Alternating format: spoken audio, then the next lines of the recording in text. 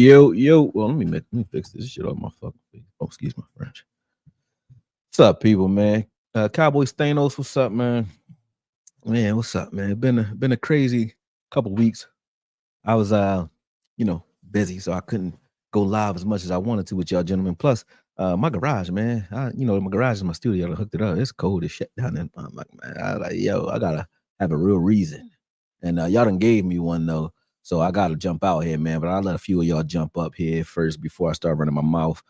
Dallas Cowboys for life. What's up, Joel Johnson?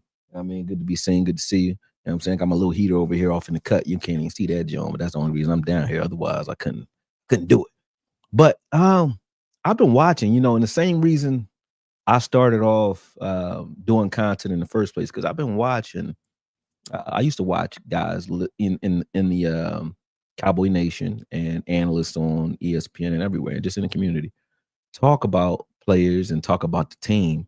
And when I'm listening and something just irked me, or something is like a crazy narrative, or they just start going down a weird ass path, I gotta call spades, and I don't care who it is, man. There's a lot of weirdness going on in the Cowboy fan base, and it's worse than the team itself. It make it hard to be a fan, because y'all are like, not y'all, a lot of the fans are like a roller coaster ride. You know what I mean? It's a saying. I say it all the time, man. And the saying is, it comes from the poem If. It says, meet with both triumph and disaster, but treat both imposters just the same. Okay. Imposters, meaning, why would triumph be an imposter? Why would disaster be an imposter? Because neither of them are final destinations, meaning your wins are just something that's leading to your next loss, and your loss is just leading to your next win. That's all it is. You know what I'm saying? And if you don't know that as a fan, I understand, kind of, because we watch it with our emotions. I watch the game with my emotions too. That's why you see me on Twitter. I sound emotional, because that's where I go to express whatever's coming off the top of my head, right? I don't go there to analyze. I come here to analyze, right? And I might throw some analytical stuff up there just to add to my argument. But usually I'm there talking shit. And that's what I like to do there, right? But I get it. Fans act like that. And I'll tell fans, when you watching me live, I stopped watching the games live with fans because they started getting the wrong idea.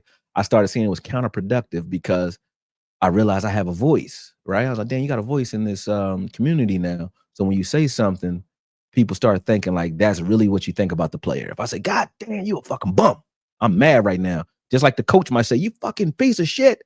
But then, later he calmed down. He realized, you know what I'm saying? It's not that deep.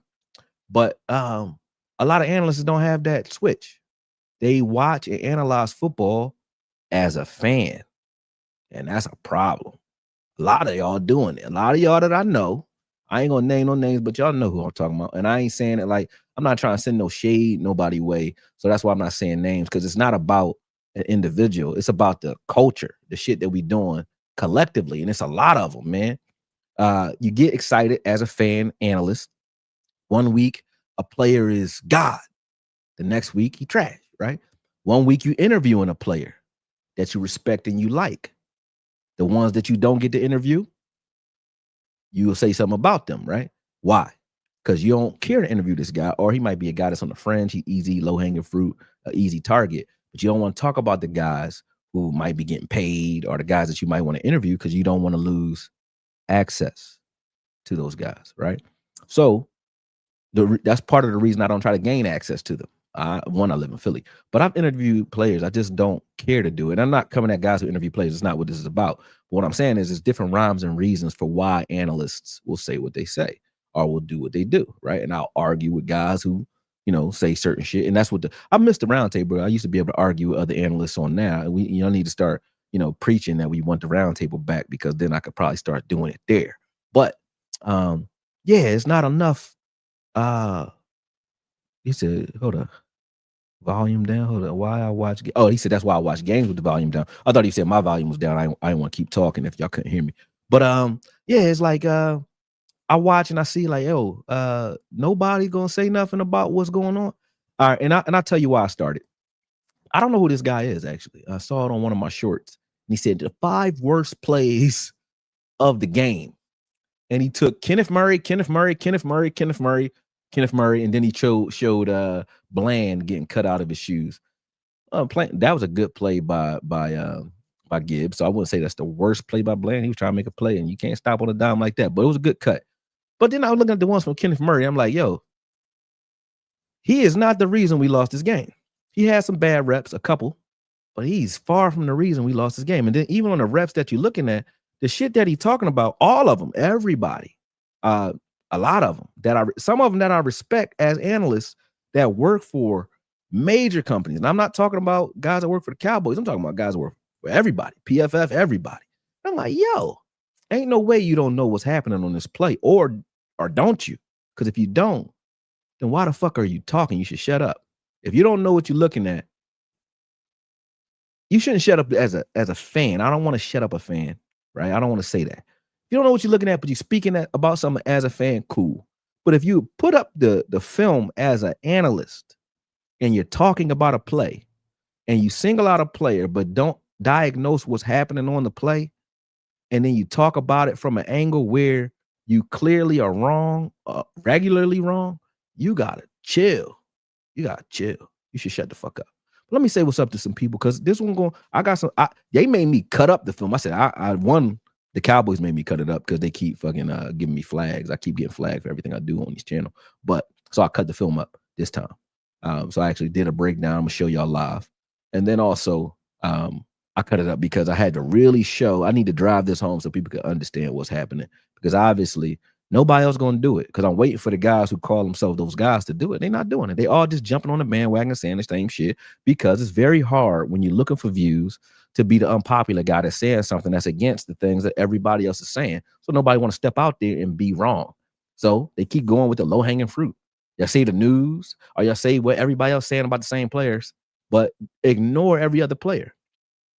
When I defend a player, because I'm going to defend some Kenneth Murray here today, and I sound crazy doing it, and y'all make me do this shit, but I'm not defending him as a player saying he good. That's the thing that y'all not getting through your head. I look at the plays and I say, okay, I look at the good and the bad and the ugly. And then I watch that. And then I say, okay, with the good, the bad don't seem that bad. With the bad, without the good, the bad seem horrible without the goods. But when you just showcase nothing but a person's losses, but none of his wins, that sounds crazy. But if that's the way you analyze, I can understand that, right? But when I watch you do that, and you will look at a guy, analyze him that way, but then come up with all these excuses and rule sets for everyone else you analyze, then you full of shit. And you got to know you full of shit. You full of shit. And I'll tell you how I mean that. On plays that we're going to watch today, all of us. It's not just one play. I'm not just singling out one play. This is everybody, the plays that I've been seeing everybody show, right? When you watch those plays, you'll see guys who we are ignoring because they even have a paycheck, or because we like them, or because they got a name. We'll ignore them and act like they didn't just fuck the whole game up. We're going to act like it ain't happened. And then we'll even blame Eberflus. Why? Because it's easy to blame him. Like somebody said, how you got Marquise Bell on Jay Williams? I'll show you how. Because it was a good scheme and a good personnel package by Dan Campbell.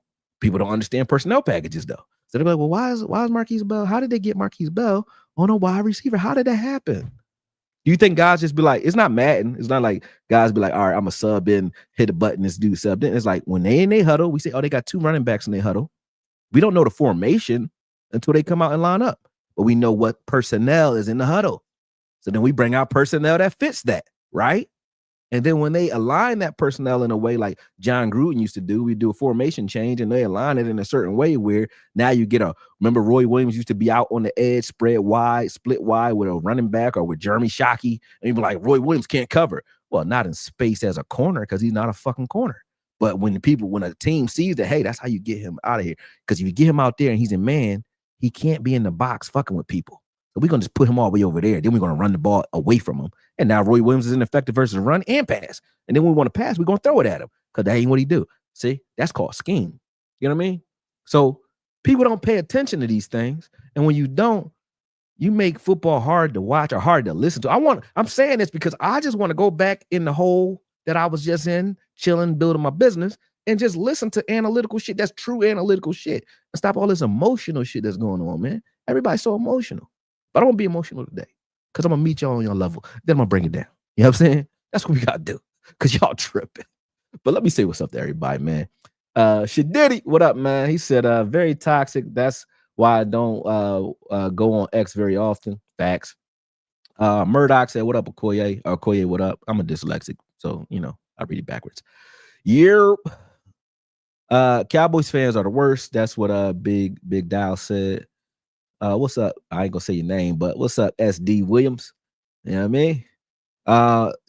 Cowboy _ Thanos said, damn, King, I feel the same. I had to back off for a few. Yeah, they pissed me off, man, because they talk too much. They be bitching. At a Korean media, he said, what's up, big bro? It's good to see you. It's good to be seen. Just Blaze. I remember you. Los Altos. He said, look at that. Hit the like button, people. Yeah, hit the like button. Make sure y'all share it. Throw it on Twitter. Do all that. Because you can see I only got 55 people on YouTube. Don't really be putting me out there like that no more. I know a lot of my fans probably stop watching consistently too, because I don't schedule these. So I understand. You know what I mean? I need a team though, you know what I mean, before I can start scheduling shit, because I ain't got time to be, especially for free. They demonetize me, so I'm not about to dump all my time into this. I just can't do it for free. I'm not doing it. But I will jump on here and, you know, do what I do. But I'm not giving 9-10 hour days every day for free when I got things I got to dump that time into that actually feeds my children. It's not gonna happen. You know what I mean? But just understand, you know, I'm on it. He said, I know in my group, if I get upset, I post it live. Then if we do something good, I express that too. I'm an open book. That's cool though. I'm like that. You know what I mean? I'm gonna curse you out, but then I'm gonna give you the data boys. But when you cherry pick and make it seem like all a person does is screw up, that's corny. You a cornball. You corny. You know what I'm saying? This is why I watch games with volume down, like it's what this fan base tried to go at both our wide receivers. No other fan base does this. Crazy-ish but us. That's true. They're trying to go at George Pickens. Every time they lose, they got to blame something. They want to blame something. So now they're blaming George Pickens for running sloppy routes, which he did do it. But I don't got a problem with that. I don't got a problem with you saying he ran sloppy routes. I got a problem with you saying, oh, now all of a sudden George Pickens is bad or it's a problem. Oh, we see what happened in Pittsburgh. Motherfucker. The problem was these things. Before we even get into the defense, when you turn the ball over early, because one, George Pickens, they adjusted the way they played him, and I can go into that later, but they started playing him off. They know if you press him, he gonna kill you, and that gonna kill you. So they played him off coverage, and they said, all right, we're gonna play off. That's gonna deter the deep routes. But what Dallas uses to set up those deep routes is slant routes, dig routes, in breaking routes, short routes, hitch routes to make you one, come down to the line and have to guard that shit, right? So that's when he gets behind you, right? Well, they never did that the entire game. Maybe once or twice, but very rare that they did that. They never pressed. They just said, we're going to run and hit. And they did a good job of meeting him at the ball, double teaming him, bracketing him, and forcing interceptions, things like that with Pickens. But also, the main thing that happened is they hurt CeeDee Lamb, and we turned the ball over a lot. So we lost because you got CeeDee Lamb get hurt. We act like that didn't happen. The defense just fucked up. Savon Rebel fall on his ass once, then misjudged the jump ball, gave a touchdown. But after turnovers too, they were doing these things, right? Ferguson fumbles the ball, holding it like a loaf of bread. You know what I mean? That ain't a problem. Yeah, ball security was a problem the whole game, really. He was doing dumb shit with the ball, but that ain't a problem. Y'all ain't think about that? You know what I'm saying? That ain't a problem. The defense just supposed to be like, it's cool. We could just deal with that. No, against good teams, you cannot do that. How many points did we lose by? 14 points. How many turnovers? How many points did they get off of turnovers? 14 points. So around that, I think they got a safety for 2 points. They got a touchdown off of one turnover. So that's 9 points right there. And I think they had one other. So they might have got even more than 14 points off of turnovers. You get what I'm saying? So maybe more. Maybe 12 to 14 points came off of turnovers. That's the game, folks. That's what happens when you turn the ball over and give. And then on top of that, special teams gave a short field the whole game. And then we say, The defense fault. The defense had their back against it the entire game, and you're going to turn the ball over. They never got opportunities to play on the other side of the ball, and it's defense fault. You know what I mean? Okay. But 2 weeks ago, y'all was saying this defense with Quentin Williams, we're going to win out. We're going to go to the Super Bowl. Y'all thought we was never going to lose a game? That's bussy ball y'all talking right there. And then you got it to a point where y'all get so mad when we lose. The media act like we ain't playing next week. And then next week when they win, y'all act like they can't be beat again. That's ebbing and flowing. Y'all going like this with the team. And that's toxic, man. That's bullshit. I mean, that's called, in real life, they would call this fan base bipolar. That's bipolar schizophrenic. I deal with a lot of people who are bipolar, so trust me, I'm an expert on the subject. Trust me. I house like 30 of them right now. You were right about James. You were right about Fluss. You were right about Murray, and low key, you were right about Mozzie. Mozzie pissed me off for one reason. He got over to the Jets and got benched again. I'm like, motherfucker, you making me look crazy now. But, you know, hey, I ain't gonna argue for you because you got to go play. You know what I'm saying? But oh well. It is what it is.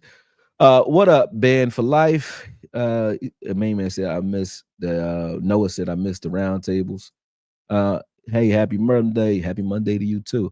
A lot of them should shut up more about ratings now. Yeah, because I understand you gotta get your money, but it's a reason that we was called new media. New media want to be old media. Y'all shouldn't want to be old media. Be new media, meaning don't get so close to the players that you can't come and do what I'm about to do right now. I mean, I could say I'm going to talk about everybody.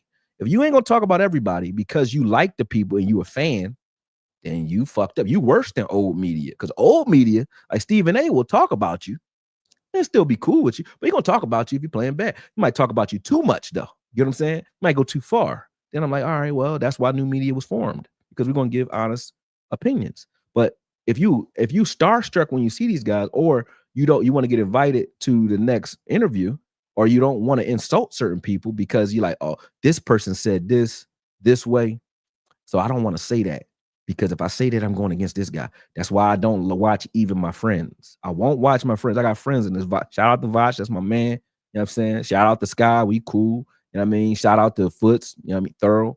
Law, that's my man. You know what I mean? All of those guys in the roundtable, you already know we thorough. Boss, my man. You know what I mean? All these guys, we all thorough, all cool.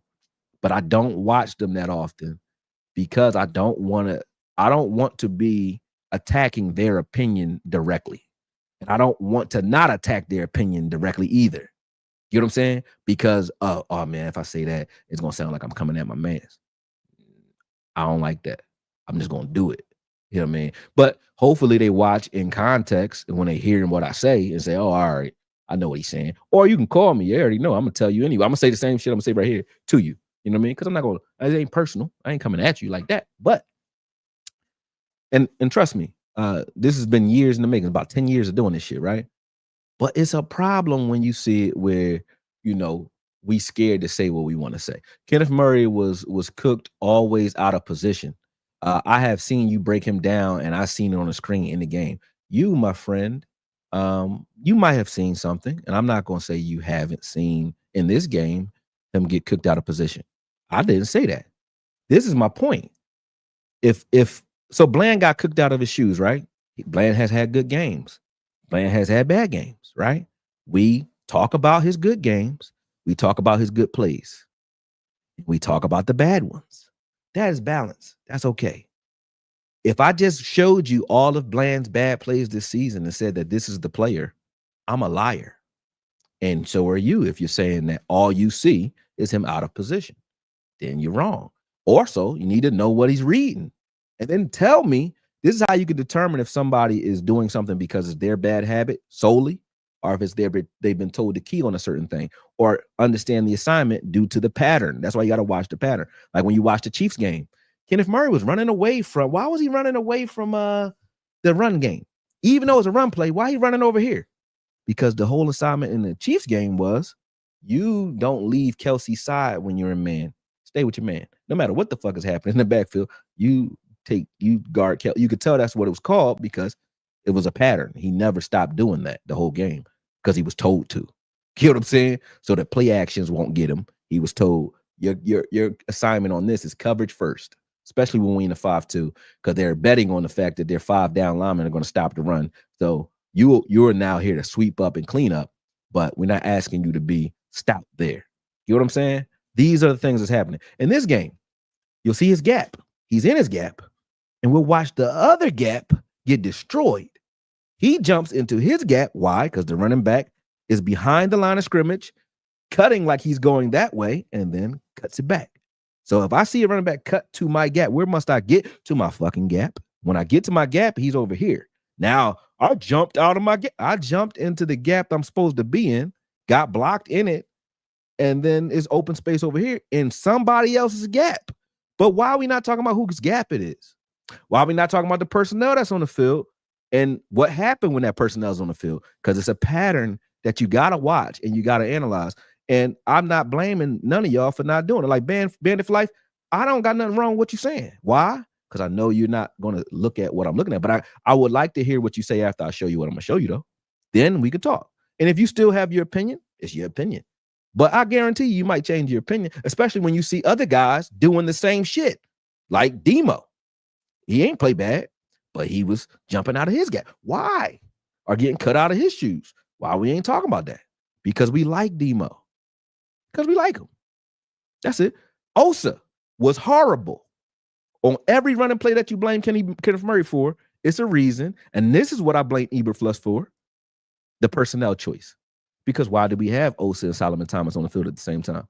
That could be because we keep turning the ball over and the other two guys need a break. Maybe. Or Eberflus is just an idiot. Don't do that. Don't ever put those two on the field at the same time because you're inviting guys to run up the gut. And when you do that and they can't hold up on double teams, then those linemen are going to peel off, get to the second level, and confuse your linebackers and create big plays. That is just football 101. Okay, so let's go with it. But let me keep going before I jump into this film. It don't matter, Okoye. People just be talking no matter. I mean, be talking no matter if they wrong or right, especially in sports. And they picking on Murray since the start. They picking on Murray because Murray's not a Dallas Cowboy. He wasn't the guy that they thought was the guy coming in and so on. So they keep talking like he's good. But they did the flip opposite with LVE. LVE was a Cowboy, raised here. We started ignoring the shit out the fact that LVE was ass for his whole career except for his first year. His first year, he was on Eberflus too. But other than his first year, LVE was trash, like horrible, bad. In his gap or out of his gap was bad, right? We never spoke on this man. I did. But everybody else would be like, yeah, LVE good. No, he never was. Stop it. Except for his first year. You a linebacker with 12 tackles for loss in your 6-year career. Murray got like 6 of those this year.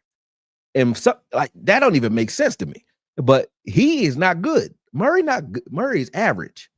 He's average. He's above average versus pass, below average versus run. That creates an average motherfucker on the field who is a liability versus run, which is why we went to the 5-2 where he got better, right? But he's average. But there's a lot of average players on most teams. He is average. My problem is not my thing is not to say Murray is great. He has a skill set that I respect, which is his pass coverage, but he's average. I'm not saying he's good. So these defenses don't be. I never said Mozzie is good. No, he is average. But I want to see him develop. Yeah. So that means I can't get too high on him when he does something good, and I can't get too low on him when he does something bad because I need him to progress. You know what I'm saying? If I act like he ass every time he do something bad, he never gonna get nowhere. That's every coach. Any coach knows this. Any player knows this. So you're only as good as your last play, yes, but you're not there forever unless you stay down. You know what I'm saying? But I don't understand what be going on with these guys. The slow offense start, turnover, special teams, and poor coaching on all 3 levels is the reason the Cowboys lost that game. The Cowboys actually played well up until the offense got going.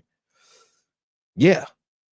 Once the offense got going in the second, y'all think about it, the second half, by the first half, we was down 17-6, something like that. But we spotted them like 12 of those points, or 10 of them, maybe more. I don't think they did anything in the first half at all other than capitalize on the momentum that we gave. They didn't do nothing to us. Second half, they did a little bit, but they were countering off of once you do something successful on film, I have to adjust to it by default in the second half. And then in the second half, when you counter that and you change it, now I'm behind the 8 ball the whole game. That's what happened with the defense, but that was because of the offense. Go ahead. Dan Campbell had a plan for Murray. He knew exactly what to do. He had a plan for all of them, and I'm going to show you. That's what I'm saying. He had a plan for Demo. He had a plan for Osa. Every time he saw certain personnel packages and certain players on the field, he did the same thing to him every time. That's how you know it was on purpose. Yeah. He said, happy holidays, Okoye, and fuck Fluss. I said fuck Fluss for a long time. I don't got a problem with Fluss no more because this is the other thing we ignore, bro. You too. We just got Demo back, right? We just got Quentin Williams. We didn't have Kenny Clark. We had Kenny Clark, but we didn't have him in training camp. So he didn't know that player. He had to learn the player during the season. No Diggs this year. Had Bland going for parts of the year. We were playing musical chairs. We had Hooker going for a while on IR. Had Wilson going for a little bit, but Wilson was bad anyway coming in the scheme. But we were playing musical chairs the whole season with this defense. And then you come in as Eberflus. This is why I left him alone. If I come in and I'm Eberflus and I take a job and I got the best player, the best the best defensive player in the game in Micah Parsons, supposedly, right? On my team when I take the job, and then suddenly he's gone and everybody else injured and Diggs don't want to listen. I mean, how bad I'm gonna judge you when most of the tools that you're supposed to be using are gone? You can't just go out there and say, let's just wing it and play. So I wanted to judge him without the injuries. Since we got healthy, I can see what he's trying to do on the defense. So I don't have a problem with us losing the way we lost with Eberflus. I don't have a problem with Eberflus for that loss. Now, if he continues to do it, of course. But I'm judging him from the Quentin Williams trade to now because that's the first time he got a dynamic player that can change and set the tone for the type of defense he wants to run. You know, so maybe I'm crazy for that. Everything you said about him weeks ago, reading the plays wrong. Yeah, he reads plays wrong sometimes. Flus is fluke. He a fluke? Damn. Y'all never will have a good coach here. Because every time a team loses, y'all think it's the end of the world. What coach about to come in here and be undefeated every year? It's not gonna happen. Not gonna happen. And Ferg got mugged by Jack Campbell. He did because he didn't see it coming. He had the ball out. He was wrong for that. And he said Ferg can sit his happy ass down too. See what I'm saying? Y'all the problem. Ferg got to sit down now, but the motherfucker he having a career year, but he need to sit his ass down. Ferg be running through people's faces for Dag and for you and for us. He blocked Aiden Hutchinson by himself on a big play at that. I forgot what play it was. But he was blocking Hayden Hutchinson by himself on certain plays. I'm like, that's a tight end doing that. The same game he fumbled it. You know what I'm saying? So you got to take the good with the bad. Just like when we make a play, who you think we scoring on? Bums? We be scoring on whoever the fuck is over there. It don't matter who they got in the game. We still scoring. Do they team be like, get them off the team? No. We put up points on everybody. The Eagles, supposedly the best team in the league. We put up points on them too. You know what I'm saying? Well, I mean, not too many, but enough to win. You know what I'm saying? So when they lose, is all they team? Is everybody a bum because they got beat? How do you think teams score every week? You think they score like are all the other games 6-0, 10-0, and then our games is the only ones with scores, or every game with a score? How the fuck are those other teams scoring? People don't pay attention. You know what I'm saying? I don't get it. When are the players going to step up and make a play? Every week they do. When are you going to watch it? I'm just talking shit to you, but you know. He said, Corleone, like name. He said, and those other YouTube cowboy analysts don't have nothing on you, bro. You're fair with your takes and actually knowledgeable. The others honestly don't know what they're talking about. I mean, to each his own. I will say some of them I do know what they're talking about, but you know, a lot of them don't. You ain't lying about that. Lions defensive coordinator, offensive coordinator scheme they asses off. I will show you how they did it, and they did a good job. It was definitely schemed. Facts.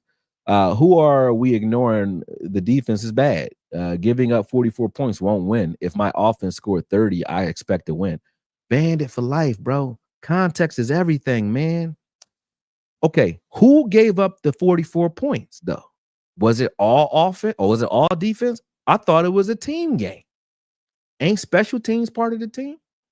So if the defense is giving up 44 points, right? They only gave up 17 in the first half, but they played with their back against the wall, and they were on the field for most of the first half because they had a turnover and two turnovers, a safety and a turnover in the same quarter. They played the whole first quarter. They were gassed, and they gave up points. Why? Because they're starting on their own 30 with their back against the wall. No defense is going to play well with that, but they still only gave up 17 in the first half, which I thought was admirable. But the offense, had the offense not done that, you don't understand how things go, right? If the offense doesn't fumble, that means the offense has the ball. That means the defense is not on the field. That means they're resting, and you're not getting scored on, right? So if Dak doesn't get the safety sack, right? If we protect Dak and he doesn't get sacked, they're working their way up the field during that time, which means the defense is not on the field at that time, right? So they're working way up the field, which changes the momentum. Because when they work their way up the field and they score, that applies pressure to the other offense that now have to keep up. So now that changes the way they call plays in the next series. Do you understand that? Meaning now they call more aggressive plays because they look at, hey, this might get bad fast if we keep letting these guys score. Get it? So they play more aggressive, which makes it so that they make mistakes. Then they make mistakes, and we can now apply more pressure. You know what I'm saying? But when we're the ones that's happening to, we never get. Now we got to play more conservative. Why? Because we can't afford to turn the ball over no more. So we every throw is now going to be scrutinized when you fumbled or you had a safety in the first half. Now that got to second guess every throw. You holding on to the ball a little longer. You're getting hit more. Now you're getting hit. Now his clock is speeding up, but he has to be more judicious with the ball at the same time. You know what I'm saying? These things happen in the game. You lose your momentum and the game gets out of hand. That's how you give up points. It's not the defense didn't just go out there and shit the bed, bro. They did not. They did not. Late in the game, they get like that. He said, I still say this. Let us make the playoffs. We're going to be tough. We're going to tough out. Be a tough out. Yeah, it's going hard to get us out the playoffs. Okoye, glad I caught alive. Get that bread, my guy. Yeah. You know I gotta do it. Damn, y'all really talking to him. I'm trying to get to the bottom before I go start the film. I've been on here for 30 minutes reading these Jones, but I like this. Y'all got a good conversation going. What's good, Okoye? You film. I don't know why I keep doing it. Probably because I ain't got my glasses on.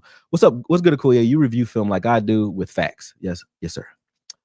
There's some solid pieces on defense to build on, but we definitely need to retool. I mean, everybody after loss has to retool. So I'll get you on that. Yeah, they they on Pittsburgh picking shit. Yeah, that's crazy. I hate how the media try to tear our team and players down. Well, you don't need the media when new media doing it too. That's why I said this is toxic, because the media does it, and then new media don't want to go against them either, because they like, I want to keep up with what's going on because that's trending, and I don't. If you scared to be out there and be wrong, you can never do this. I ain't scared to be wrong. When I'm wrong, I'm wrong. When I'm right, I'm right. I ain't trying to be right or wrong either. The film is right. The film is right, and it's only right. So if I'm watching the film, that's what prove the film mean. I ain't got to worry about being wrong because I'm not trying to make shit up. I ain't going off my feelings. I don't know Kenneth Murray. I don't give a fuck about that guy. You know what I'm saying? Hey, what's up, brother? That's all he would ever get if I seen him. Don't give a fuck. You know what I'm saying? I'm just watching the film. That's it. So if I defend something, it's because of the film. It ain't because I like him or ain't because I got feelings for him. And then if you keep seeing me defend the guy, like when AB was here, I did it. Why? Because y'all keep talking about the same player as if one player is the reason we lost. It don't work that way. It don't work that way. Sometimes it is, depending on what the game come down to. It might be one player making a bad play at the wrong time, can lose you a game, but not this one. Keep Osa, Clark, Quentin Williams, keep Overshawn, keep Diggs, Revel, and Bland. Build off these, get some new talent in there. Yeah, you keep the rest of them too. You keep a couple of guys. I mean, it's some other guys in that room you can keep. All we ask is the defense make a play when we need a play. Good defenses make plays when you need them. Well, when they do it, some weeks they do. You think good defenses do it every week? Then nobody would be losing. So what are you talking about? Good defenses make plays when you need them. This defense has made plays when you need them. So is Kenneth Murray. So is the rest of them at times. But they also have missed plays when you needed them too. That's how you lose. So I don't even know what that means. I believe we should also keep James Houston he gets a lot of QB pressure. I like Houston a lot. Yeah, I believe Bland is better inside, and we need Diggs back. If it feels like the defensive strategy is being fought over game to game. Um, yeah, it's changing game to game for sure, and that's another thing. Personnel and discipline has been weird with this team because I don't know why Diggs is not playing now. I mean, it just don't even make sense. If he's healthy, let him play. Cowboys enthusiasts, 59 is trash. I don't give a fuck what you talking about. You don't know what you talking about. So shut the fuck up. I don't care, man. I'm just talking shit to you. You don't have to shut the fuck up because you're not talking anyway. You're just typing. You know what I'm saying? Look at the third down conversion numbers. That describes our defense can't make a play. Right. Okay. That just again, I just described everything to you, but I ain't gonna keep saying that. Okay, our special teams kickoff punt return team Turpin hasn't really been getting us much at all season with returns. How do you feel? I mean, I'm not trying to go under the hood and overanalyze everything because we lost. That's how I feel. I'm out on Turpin. He not a weapon anymore. See what I'm saying? You are. I'm glad you're here, band for life. If we need Bones back, one or the other, because somebody told you that special teams is bad. You think special teams is bad. In the same game, we blocked the field goal, but our special teams has been okay this year. This game, that game, it was bad. Our special teams have been okay. That maybe the Lions special teams might be better or might have played better that game. Bland been trash outside. See, 59 not good, Akuya. You telling me there isn't a better linebacker out there than that? When did lies? Again, I said the average. When did I say average means below good? Good means B. You a B player. He's a C player. So that means obviously there's better linebackers on this team. But I ain't gonna come at the line. I understand why he on the field, but I'm not gonna come at the plays that he makes or the plays that he are the reason he's in because there's certain things he does in the scheme that other guys you can't ask him to do. So I get it, and depending on what you're trying to do as a coach, I understand, especially when he's been the guy that's been here throughout training camp. Demo has not, neither has Logan Wilson. So y'all think this is Madden? Guys just come in, plug and play, and know everything they supposed to know. A lot of the things that he's forgotten about, they haven't learned yet because they haven't been here.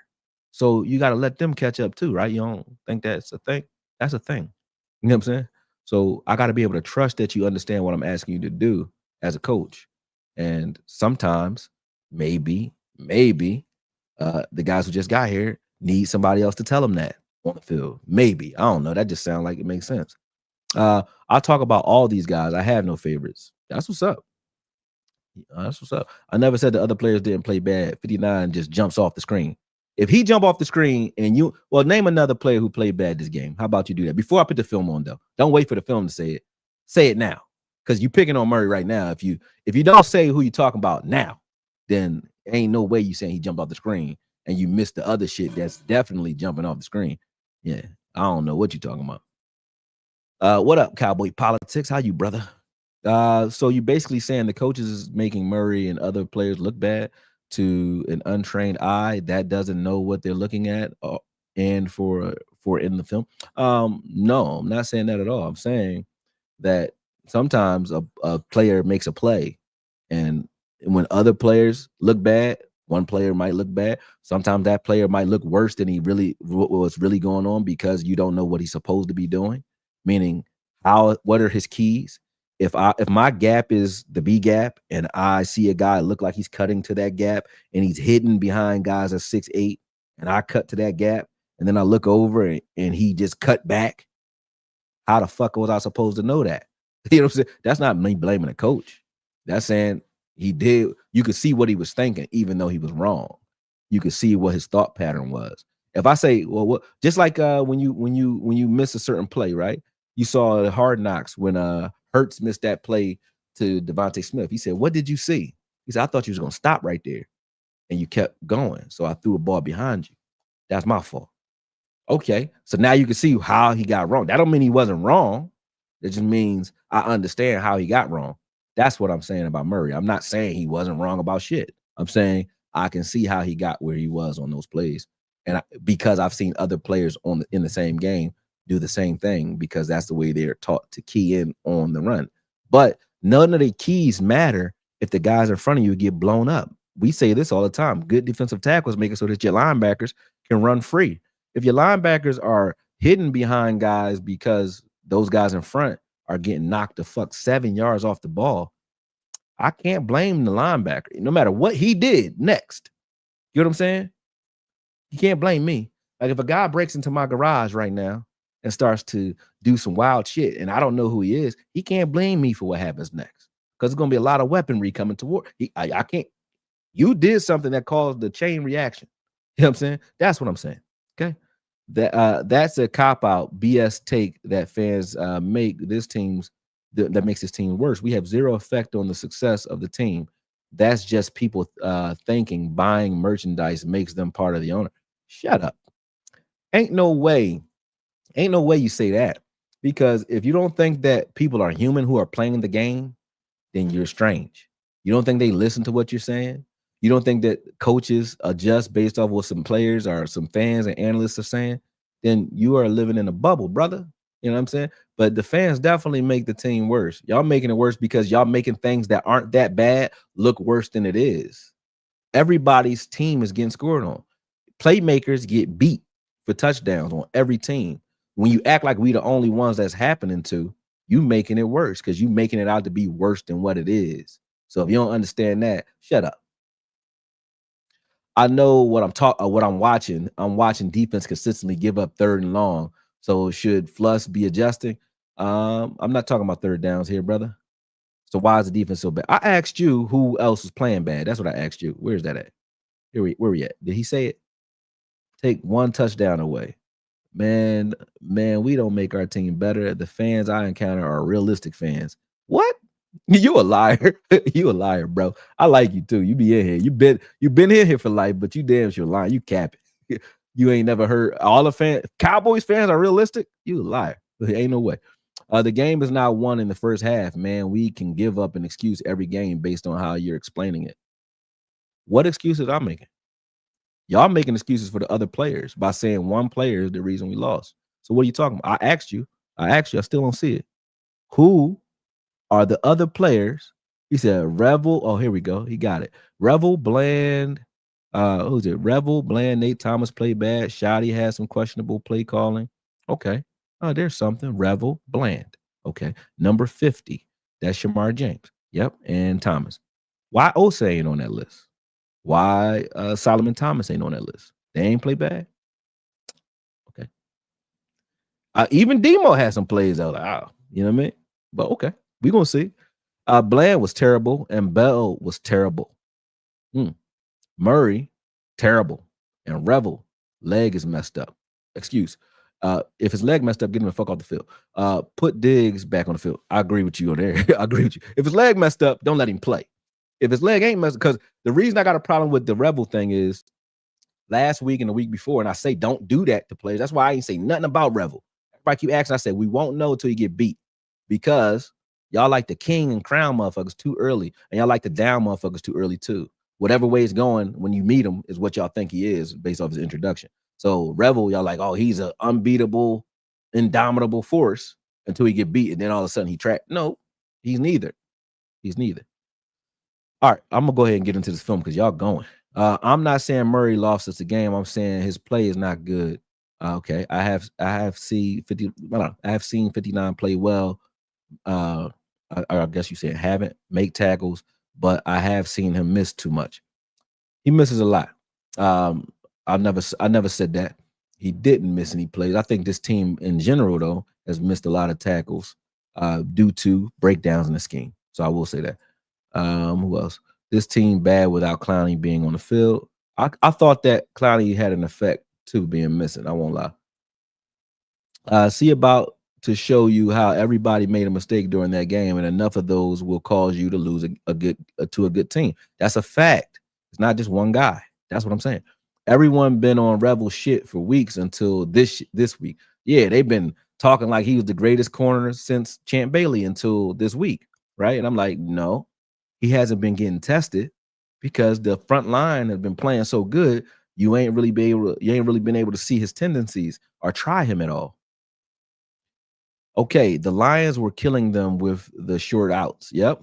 I saw a lot of cover 3. Yep. They kept running the quick outs for easy yards. Yes, sir. See, now that I can understand. You watching some film. I know you watching Rick Lloyd, because that is what I'm saying. Like, what are you seeing? Don't tell me we just played bad, but what are you what happened? If a coach told you, like, I'm a boxing coach, so I have to be able to look at shit and analyze it quick and tell you what to do about it. I can't say, keep your hands up, throw some more punches. Oh yeah, duh. How hard is that to do? No. Listen, when you go through that jab, he throwing his hook. So make sure when you throw your jab, don't pull your right hand back, because you need to be there for the hook. But don't put your hand here, because he might catch you inside with the hook. So make sure when you throw your jab, I want you to extend your right hand here. If the hook comes behind it, you can always pull back, but keep your hand out in front of your face. All right. And if you can't stop the jab, instead of putting your hand here and here, put your hand right here in front of your nose, because he's not trying to jab you in your forehead. He want to jab you in the nose. So put your hand here, and then it make it easier for you to turn over. And if you do miss, don't worry about it, because he's going to hit nothing but your forehead. See what I'm saying? That's details. Tell me the details that can help me win. Don't just say you're getting punched in the face. Duh. You know what I mean? You know what I mean? All right, so let's go. Let's go into the film. Finally, because I finally got to the bottom of this. All right, let's go. Boom. Oh, let me escape that. What did I do? I did something wrong. Oh, no, I was supposed to do that. Boom. That's what I'm supposed to do. Okay. So before, this is one of the plays that I heard people talk about. Now, this play here, right? And I hope that they don't fuck with me on this play. Goddamn. They might mess with me for having the NFL joint up here. But let me say, if I could put a banner or something up there. Fuck it. Let me just go for it. All right. This play here, you'll see on this crossing pattern, right? That crossing pattern that's coming to the bottom of the screen, that's Williams. Williams is right now lined up against Bell, because you see a 3-by-1 set. But who's the one? The one at the bottom of the screen where you have this is all scheme, where you have Bland on Jahmyr Gibbs, who can play like a wide receiver. So here's the problem. You see there's Montgomery's in the backfield, and Gibbs is on the edge. So in the huddle, Eberflus sent out 3 corners. One of them is Bland. The other is Carson. The other is Revel, right? And 2 safeties. Why? Because you got 2 running backs on the field. So he picked the right personnel for this package. He didn't expect Jahmyr Gibbs to be spread out wide. When he spread out wide, do you want Bell out here in space on Jahmyr Gibbs, or do you want to respect him with a corner, right? And then give Bell the bunch formation, inside release, and give him a little bit of help. That's what he did here. He didn't just say, hey, Bell, go cover Williams. Their formation dictated that. That's all scheme, brother. You understand? So understand what you're looking at, because then they say, well, how the hell you get Marquise Bell? Why would you put Marquise Bell on Williams? He didn't. The scheme that the Lions ran did that. Now, start of the play, what do you see? Jahmyr Gibbs is running a drag route, right? Now, how are they defending that drag? They're defending it. They have Bland trailing, right? But you see Williams is running a crossover route. Now, Murray's job here, and these are the things, some of the things he does okay, I guess. Murray's job here is to slow him down so that Bell can keep up. And he does that. He hits him here. Boom. Bell is not too bad on this coverage. He's close enough. I've seen Jay Lou play these a little worse.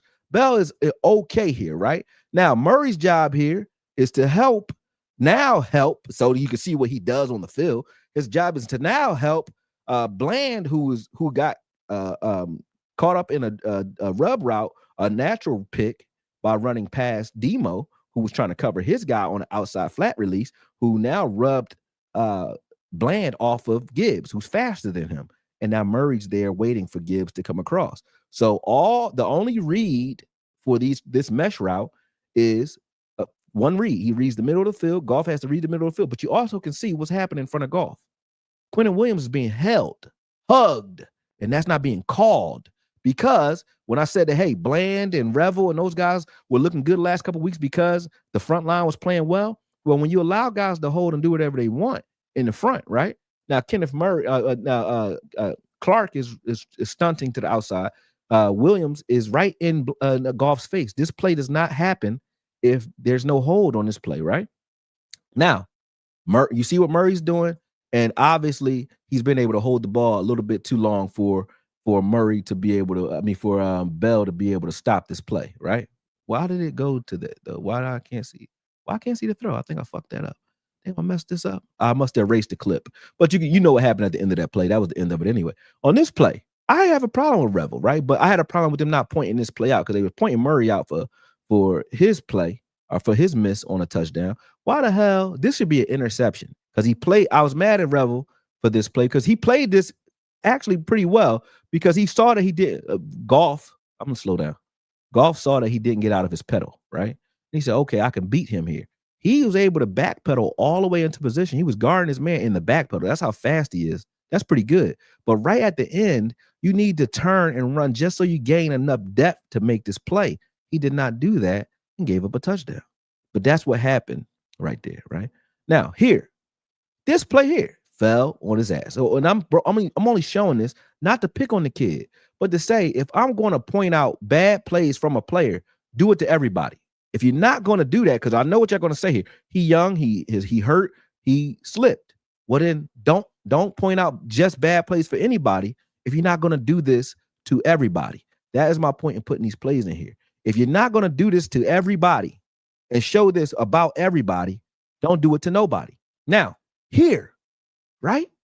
Gibbs runs up the field, right? You see what happens on this side of the field. Who you got here? This is a pattern. Now, pay attention to pattern recognition.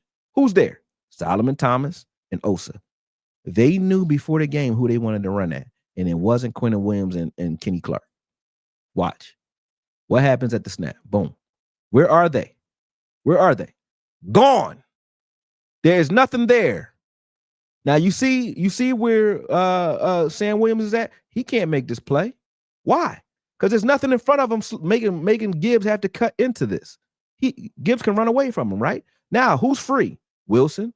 He should have got down there, but still not his fault either. There's supposed to be somebody in front of him. Who's next? Murray. He sheds his man and tries to make the play at the end, but those other two guys. Let me go back to that. Those other two guys is right here. They over there, 5 yards to the right, laying on the ground, bruh. Ain't nobody said shit about Osa or Solomon Thomas yet. Laying on the ground. Okay, that's his gap. Okay, that's Osa's gap, right? Between the tackle and the guard. There is Demo's gap right here in the A gap to the right or to the left, depending on who you are. Okay. That there is Solomon Thomas's gap. Okay. And this gap over here is what you call Kenneth Murray's gap. Okay. All right. So let's pay attention. Okay. Start of the play right here. Whose gap? What's gap is Osa in? Osa's getting pushed out of his gap. And now you see Demo is still in his gap though, right? And so is Murray. Murray is reading this right now. He cannot see Williams at all. Why? Now this is not an excuse. This is the truth. He can't see Williams. So right here, now watch, when he's looking at right there, see that? He's looking at him. It looks like Williams is cut into his gap right there. That's why he jumped into his own gap, because he thought he was going to meet him in that gap where he got blocked anyway. And then he sees he ran through Osa's gap. But where's Osa? Let's watch Osa again. Where is he? Where's Osa? Where's Solomon Thomas? Whenever they saw these two on the field, they ran right at both of them every time. But we blame the linebackers. Where are they supposed to be there? Is Osa supposed to be where he is right now? Are they? Are they supposed to be there? No. But we look at this play and say, Kenneth Murray, you don't get the fuck out of here. You don't get out of here. Shut up. Y'all got to stop this bullshit. Y'all got to stop. He thought this. This is what Kenneth Murray is doing. That's what he was doing. He thought that was happening, and it didn't. But that play still ain't his fault, even with him doing that. That's on Osa and Solomon Thomas, bruh. Okay, here is a pattern. Who are they running at? Osa and Solomon Thomas. Let's watch what happens when these guys is on the field together. Oh, The whole side of the field is gone. Nobody there. Every time.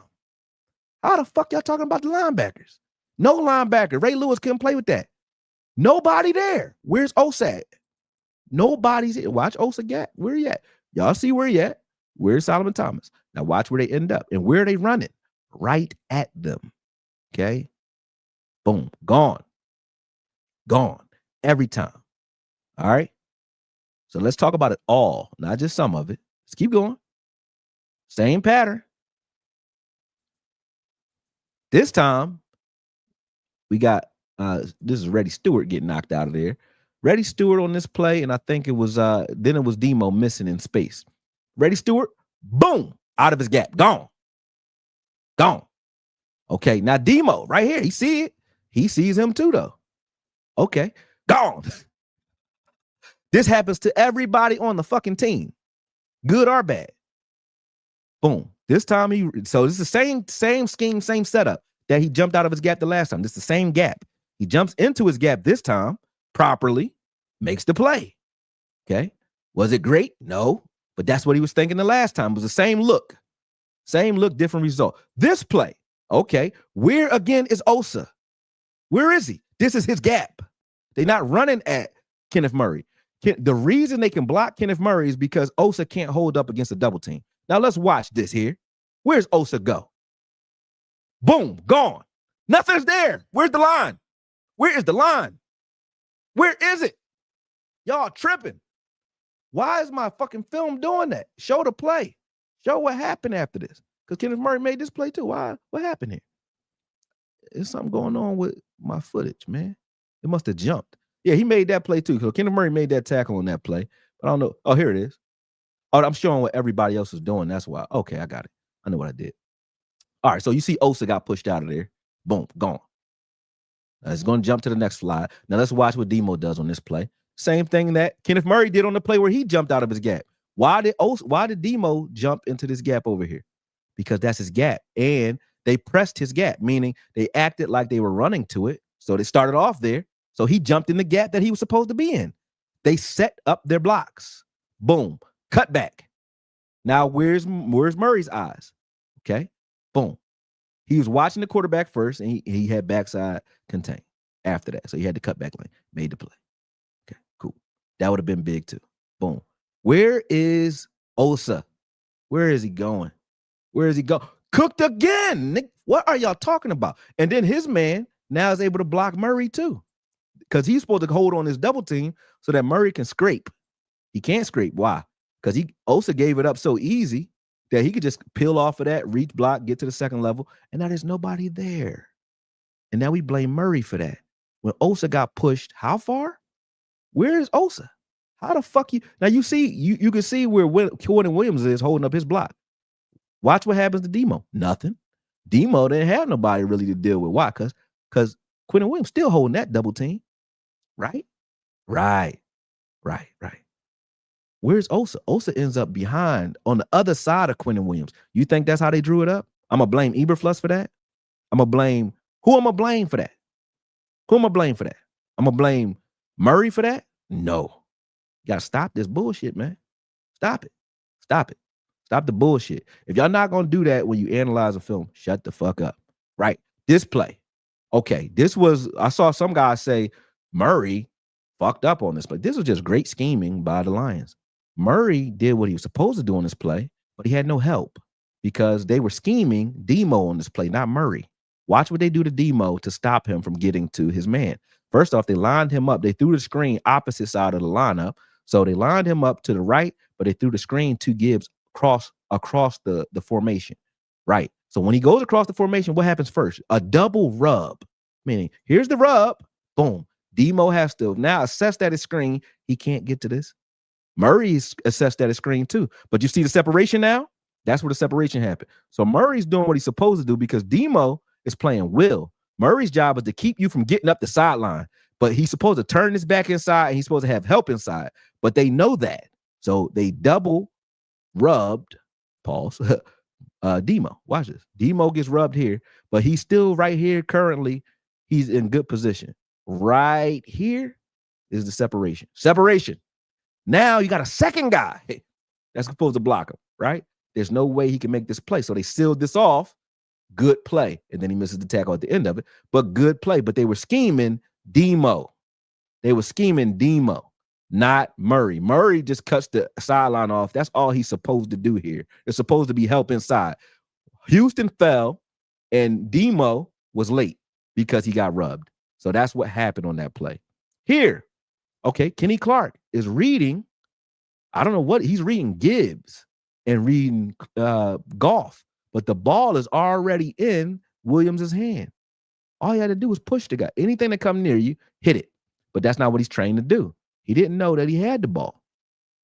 But he ran right by him. But if I just showed this play and say, Kenny Clark is ass because he let a guy run right by him, that's dumb as shit. Y'all dumb for that. If you're saying that, this is just good scheming. And obviously they know what our coaches are telling our players to do, because obviously he ain't told to go hit that guy because he would have just pushed him. We don't usually see guys push jet sweeps, do we? Nobody does, really. But you probably should have on that play, but they didn't. All right, it happened.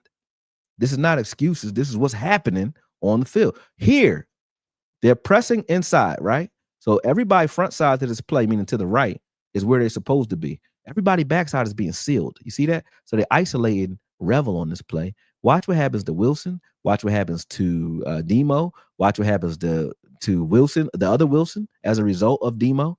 You know what I'm saying? They all got pancaked out of there. Easy touchdown. You know what I'm saying? All right, I'm going to remove that before they remove me. But you get what I'm saying? So when I look at those, again, you can't look at that and say the biggest problem in this game was Murray. The biggest problem in this game, if you want to call it a problem, was Osa and Solomon Thomas playing together.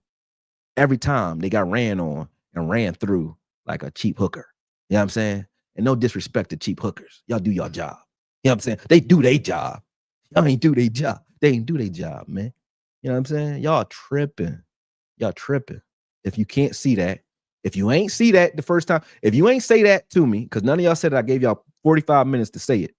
If you ain't say that before this film, then you ain't see it. And if you ain't see it, then you ain't watching the film right. I don't give a fuck what you saying. Because if you watching the film and you seen that, you would say it all. You would say Murray got caught up sometimes, yeah. But because he was reading the way he's supposed to read, but everything kept getting washed out in front of him, what the fuck he's supposed to do? That ain't his fault. But if I say that, I'm a Murray apologist. That's just football. That's what happened. But Osa is getting paid $20 million a year to get thrown 7-8 yards in every direction every time you're on the field. How the fuck is that not a problem? Why would that be Murray's problem? You can't coach Osa getting thrown by a double team. He just not supposed. Now you could say the coach's fault is not coaching Osa up. It's putting Osa on the field in that situation. But the reason Osa and Thomas was on the field is not because Eberflus wanted that. It's because we were turning the ball over early and you let them tire out our front line.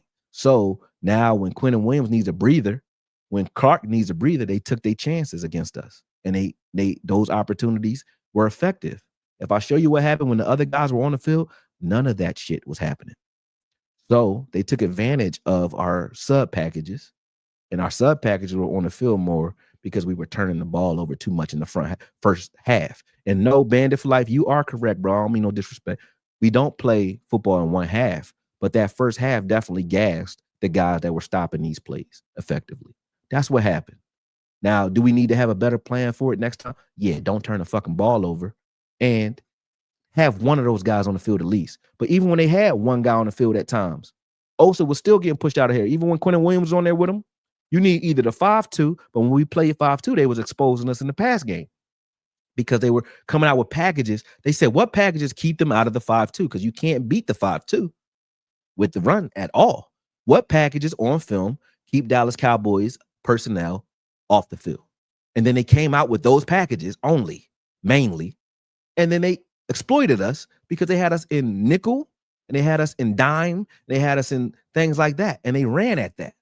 But that's not, they got us in pass happy fronts and ran at it and was effective. That's all. That's what I saw. Okay. That's what happened. But the turnovers were the problem.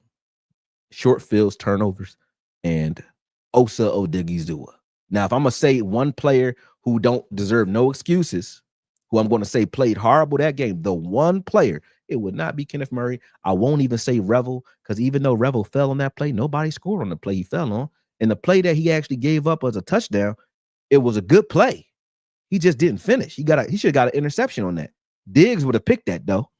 But it's a good play. He played it well. He just didn't finish. He didn't jump high enough, and he didn't get enough depth. That's all he did on that play. So I wouldn't even say Revel. And I damn sure wouldn't say Murray. Because if Murray playing bad, the plays that he wasn't making, Osa was getting pushed out of there every time. You want to say Bland? Bland didn't give up no touchdowns. Bland got cooked a couple times. I don't think he gave up a touchdown. I don't think. I think the touchdowns were versus the run. And most of those touchdowns were against your boy Osa. Every time they ran right at him and they were successful. He didn't stop shit when he ran at him. So how the hell we ignore that? And I don't hear no analyst say Osa's name. Nothing. So if you ain't saying his name, but you saying Murray name, you full of shit. Period. Ain't no way around it. Because you either full of shit about watching it or you full of shit about what you watching. But ain't no way around that. There's no way around it. You either ain't watching and you should shut up, or you watching and you lying and you should really shut up. One of the two. Ain't no way you come out of that and say Murray only, but you ignoring Osa getting blown off the ball. Why? Because y'all like Osa. Because Osa is a homegrown guy and y'all like him and you interview him. So you don't want to say it's Osa. So we pick on the low-hanging fruit. And then all of y'all fall in line and do it too without watching, because y'all trusting the analysts who are supposed to be watching this shit. I didn't even watch it till just now, an hour before this. I hadn't watched the film at all. I sat down here to watch the film just to prepare, because I already said, I was like, oh, something wrong here. Because I know when I was watching live, I saw some things that I didn't like. I saw Osa getting pushed out of there on replay. I said, well, how ain't nobody gonna say that? Nobody gonna say nothing about that? Wild. That's wild that y'all did that to that man. And y'all be picking on a player and fucking with their career. But here's the other thing I got a problem with that, right? And this is the reason I'm saying something. Because y'all pick on players and talk shit about players, right? And I don't got a problem with that. That's how you roll. That's how you roll. Some people do that. Like shout out to what's his name, Matty Dub, whatever. Trash, that bull. Trash. I like that bull. He's funny. If you pick on players, that's what you do. That's what you do. Cam and Mace, they do that. Cool. That's what you do. That's what you do. But the problem I got with it is all the cries when 94 passed away, when Marshawn Leland died, we gotta do better as fans, and all this fucking boo-hooing and everybody telling about their story, and I was bullied one day, and everybody had a fucking soft sob story to tell. I ain't say shit. Why? Because it's life, and that happens sometimes. And rest in peace to the brother. And I send good thoughts to his family. But I'm not gonna sit here and use that for ratings, because I know I'm gonna talk about players again. Okay, I'm not gonna act like I'm not gonna say nothing about the players, but y'all was acting like that, crying and all that. Well, the players and the fans, y'all don't give a fuck about these players. Stop lying, because y'all sit there and y'all play with their name and play with their money and play with their career and talk so much shit. Even when you lying on a motherfucking name, you'll talk shit. So that's why I say that's full of shit. Because you're in one breath, you sad because you got to watch what you do. You don't never know what a guy's thinking. You don't know what he's going through. And then the next breath is, let's call this man trash who ain't even doing nothing but his job. He ain't even do shit wrong. But we gonna call him trash because this is, fashionable to do. But when Nealon kill himself is, well, you gotta watch what you say about. Shut the fuck up. All y'all. Stop that bullshit. I don't want to hear that shit. Stop that shit. Anyway, Bland gave up key first downs, and Osa should have been gone. Yeah. They overpaid him and don't want to look stupid for cutting him. That is true. It is true. It's unpopular, but it's true. Thank you for saying that, Okoye. I thought the same thing. I don't know which part you're talking about. You can tell me. We call that getting washed down the line of scrimmage. I honestly think Toia would have held the double team better than Osa. Not saying he wouldn't have been a better overall option, though. Toia, trash. I don't like Toia very much right now because he's just fat. You know what I mean? You can be fat but good, but he's just fat. He don't really do nothing good. He just be fat. I saw Toia fall on a play where nobody touched him. I said, where are you going? What's happening? Nobody touched him. He just fell and rolled too. He rolled like somebody hit him. He must have tripped or something, I guess, over himself. But I was like, yeah, you just fat, bro. You got to do something. Do you think they should kick Osa out of to a 5 tech? No, I think they should keep him in 4 tech in the 3-4 where he's been. We are a 3-4 team. We need to stop coming out there in those 4 down line sets. We're not good at that because even when he got Quentin or Clark on the field, Osa is still. But I don't get it. Like if I'm a player, or this is one thing I will put on the players. If I see Quentin Williams over here and I see Clowney over there, I ain't worried about that. I'm going to cheat the other way. Why? Because I doubt that they said we going to run at them. And if they do run at them successfully, God bless you. You got that. You got that. But I'm going to be over here. I'm going to play. If I'm a linebacker, I already know what's about to happen to Osa. That's where I'm keying because I know that's where they keying. That's where I would be. Because I know you ain't going to run at, you ain't about to run at Quentin Williams. You ain't about to run at Kenny Clark. So you're going to run over here. If I see certain guys on the field, that's where I would key. If I'm looking at run, I'm going there because I know this is who they're going to target. I'm not going to key the player in the backfield. I'm not going to key the pulling guard. I'm not going to key the running back. I'm going to key Osa. When I'm watching Osa. If he in a 4 down set. If he in a 5 set, Osa's great. When he got 3-4, Osa get up the field, he do his thing. But when Osa is 1 of 4, just like Micah Parsons, when Micah Parsons is 1 of 4 and versus the run, he did the same shit. So I'm like, yo, this team need to be a 3-4 team. Micah Parsons would have been way better on the outside if he had 4 other guys stopping and running. All he had to do was deal with tight ends or half of the tackle. He'll be fucking guys up too. You know what I mean? Osa is tearing guys up when you line up a 5 down lineman or a 3-4. He looked great. But when it's 4 down, he go right back to that bullshit. He said Murray might have played his worst game yet. Bullshit. You're lying. Again, lying, bro. This is what I'm saying. Everybody coming on here saying that. I know his worst game. It was Denver. But everybody coming over here saying that is saying it because somebody else said it. You ain't saying it because you watched it. And you must have just got here. Did you just get here? I know you always watching. I'm not saying it, about that. I'm saying, did you just get here just now? Today? Like, did you see the breakdown I just did or no? If you didn't, that's probably why you're saying it. Because I showed the 2 plays that he played bad on those 2 plays. And what did he do? He just got here. Okay, I'll show you again then. Just cause. What did he do wrong on this play? Let me get to it. All right. Here. What is Murray doing wrong? He's gonna shed his block. He's gonna try to make the tackle. But who's wrong right now? The 2 guys that's on the ground, Solomon Thomas and Osa, are on the ground in front of him, which is why Jahmyr Gibbs don't have nothing stopping him from running straight to the end zone. That's not on Murray. He tried to make the play here. Okay, I did this play before. I'm going to do it again. These are their gaps, okay? That is not his gap. The A gap is not his gap. He's in the B gap, okay? That's his gap, all right? But he's reading both gaps because he's supposed to. He's just trying to help out. Boom, right now he's reading. Osa's being pushed out of his gap, way, way out of his gap. Osa's gone. Osa can't even see the play. He don't even know what's happening. He's gone. He's collapsing. He even knocking Solomon Thomas out the way, who was playing okay until he got hit. And now that freed up this guy to block Murray in the first place. Osa is what got him blocked. He was free. He was free. Okay. So but this is what he was looking at. His gap. And what got into his gap when the running back pressed that gap. And then he put his foot in the ground and cut up the field. Okay. And those guys missed those tackles. That's the play where y'all saying he jumped out the way. Did he? You think he jumped out the way because he was scared? That's what y'all think? He just jumped. He said, I don't want to get hit. That's what he did. Yeah, that's what happened. He jumping out. Right now, he can't see the running back. Can't you see? Look at the line of sight from the linebacker to the running back. It looks like maybe this guy is not running in this gap where Demo is and Osa currently is, because right now in this split second, Osa and Demo are kind of in position. It's just a little bit of daylight, but there's more daylight to the B gap. So Murray sees him disappear and jumps to his gap, his own gap, because if he don't jump to his gap and he would have went that way, guess what the coach would say? This is your gap. Do your job. He did his job. Why the fuck he getting blamed for somebody else's? I don't get that. How you blaming this is his worst game of his career? Y'all lying, and so are the analysts. They lying. And y'all could put this out there, cut it up, chop it up, put it on Twitter, and put the word out there. Because y'all tripping with that.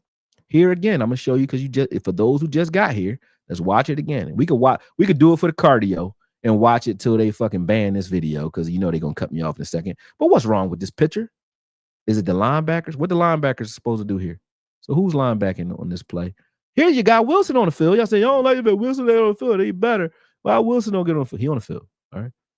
Him and Demo on the field. Can they make this play?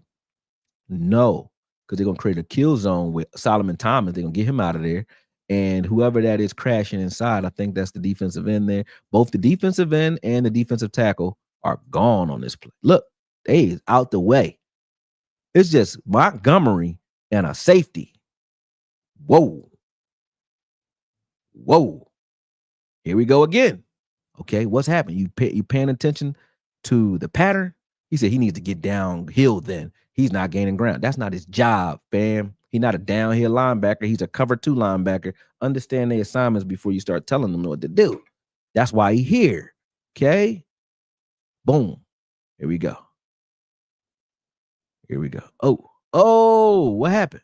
Osa and Solomon. Where's Solomon Thomas at? All the way over here, west next to the defensive end, out the way. So is Osa. They both gone. Boom. Almost every time they out there. Main man said Dak ain't it. Shut up, man. You must be playing. You trolling. What's happening here? Now the defensive tackles held up a little bit better this time. Why? Because it's Quentin Williams and Kenny Clark. Kenny Clark hit the ground, though, I ain't gonna front. But he's still free. Oh shit. Damn, my bad. Still freed up his damn, where is the player? Damn, bust that up. Here we go. Next one, I think. Boom. Yeah, this one. He still freed up Wilson. So Wilson's free because Kenny Clark's still taking on his double team. And Demo's free. Well, for the time being, Demo's free. Boom. Now watch Reddy Stewart. Boom. Oh. Gone. What? That was his gap. That was Reddy Stewart gap. Kenneth Murray ain't even on the field.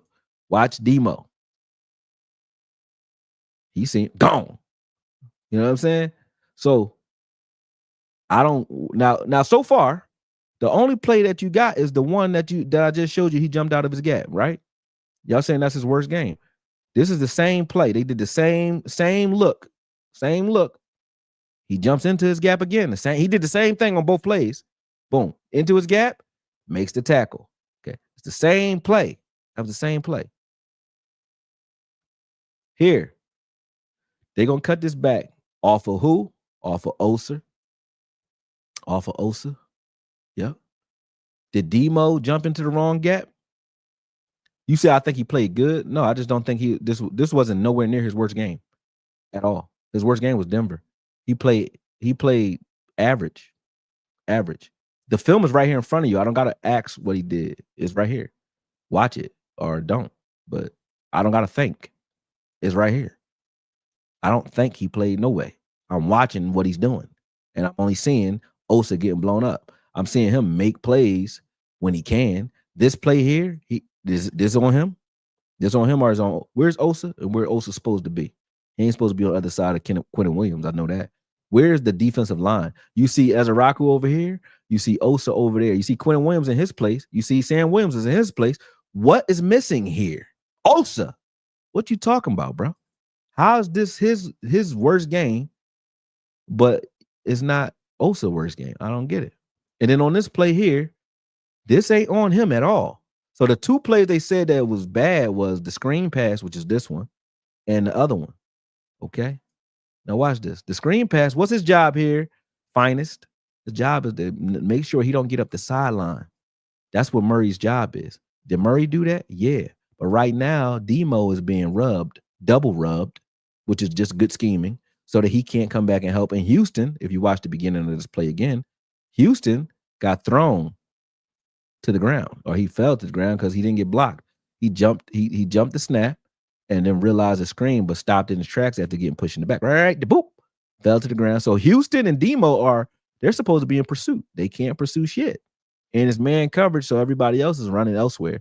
They can't pursue shit. Why? Demo and Houston are supposed to be on this. The only one in pursuit is Murray by himself, right? He gets blocked. He reads it, but he gets blocked. Boom. Once he gets blocked, this is supposed to be Demo, and this is supposed to be Houston cleaning this up for him. There's nobody there. There's no help coming. And then when it does come, Demo misses that tackle too.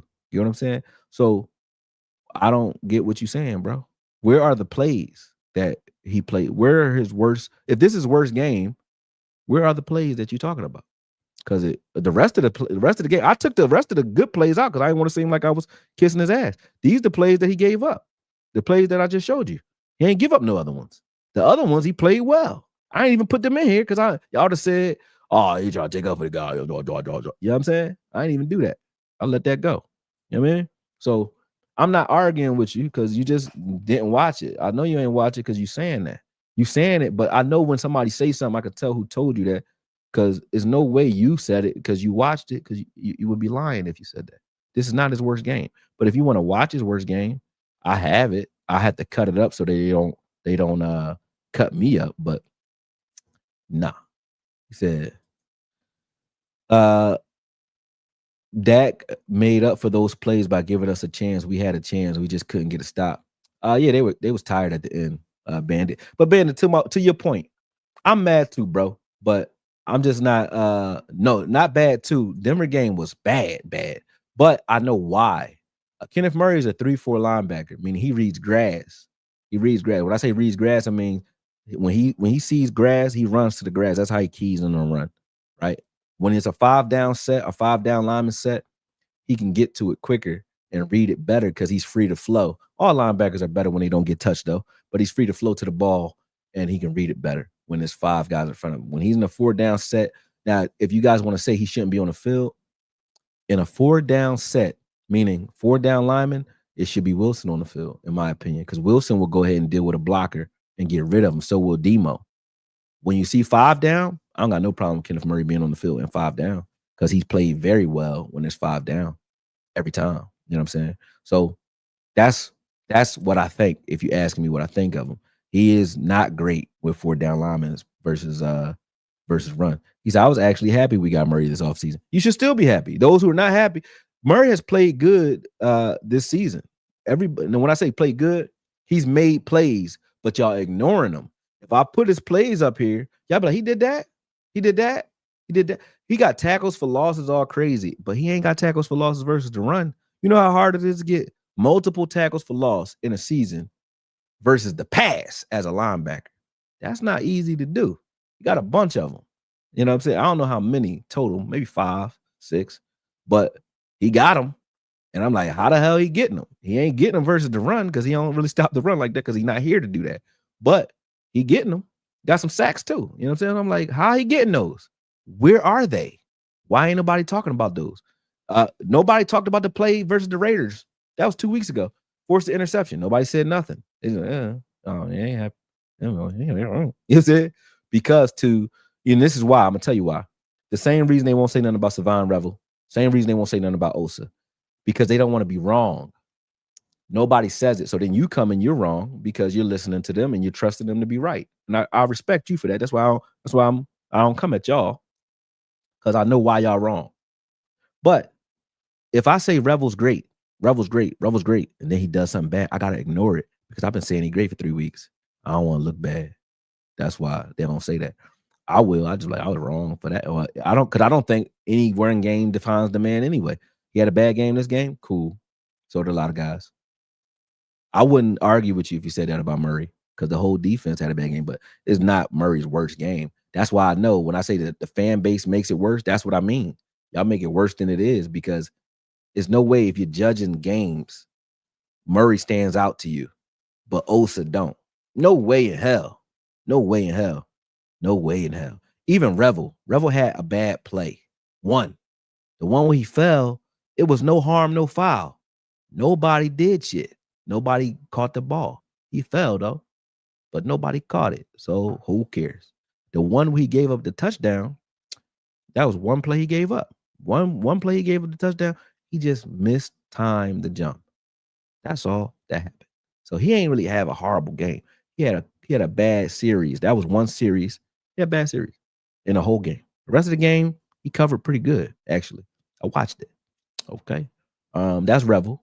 Osa didn't play good at all the entire game. He had a horrible game, but I wouldn't even say it was his worst game because I've seen him worse than this.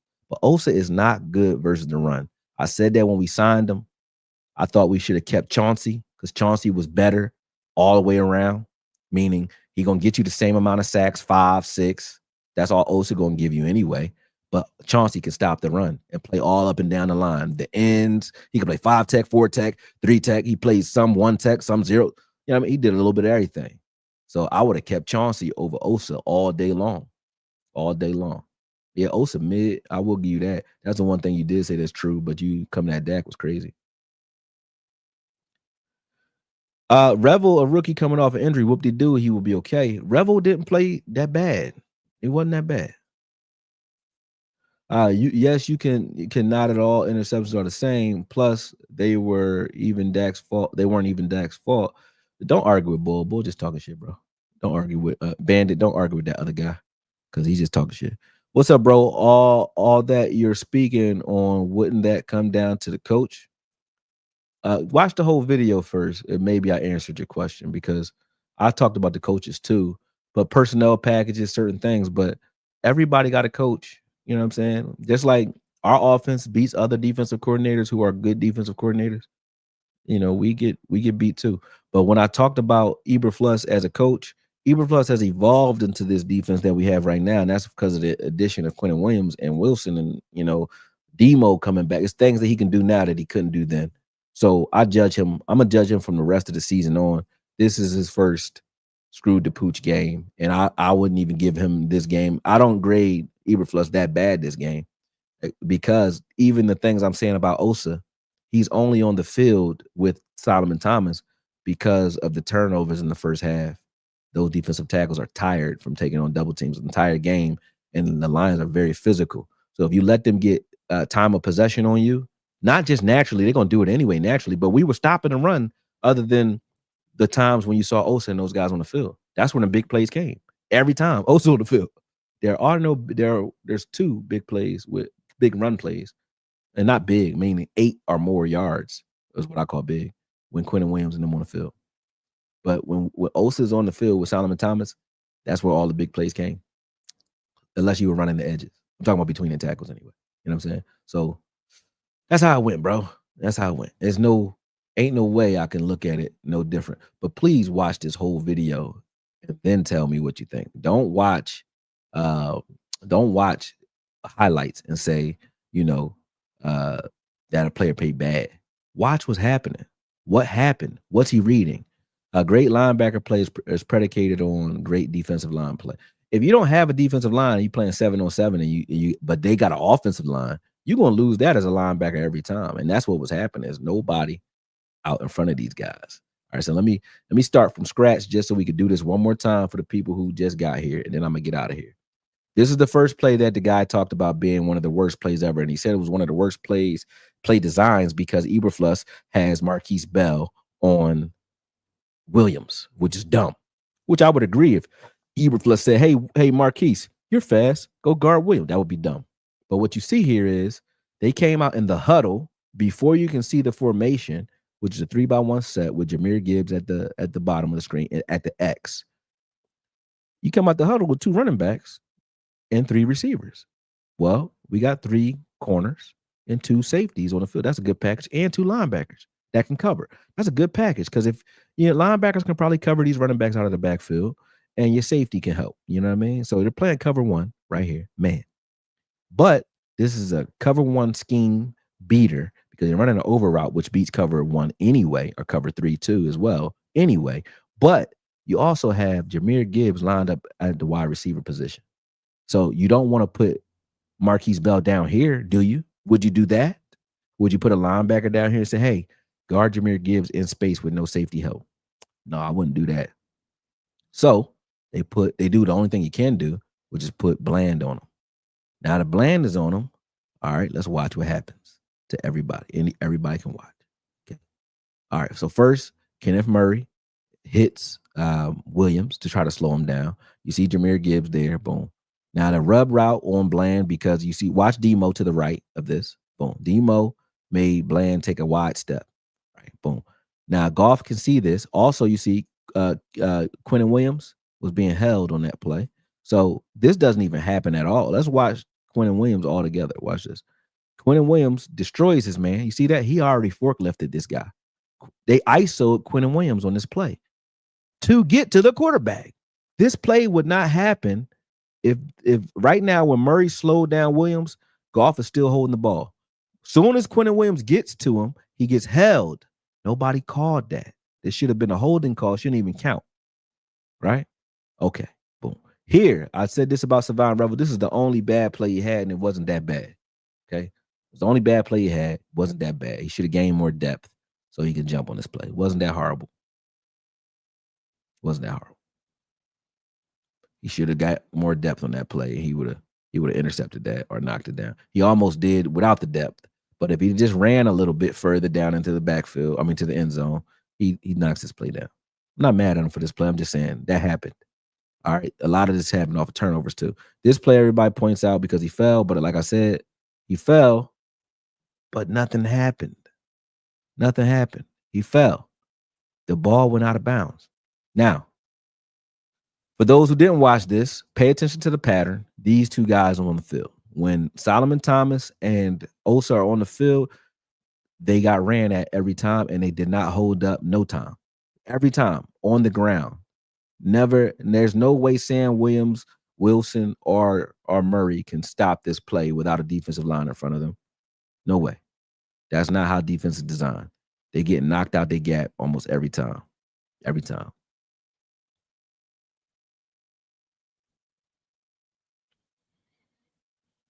Boom. Showed this play several times. This is the play. This is the infamous play of him jumping out of his gap, right? What is his gap? Do y'all know?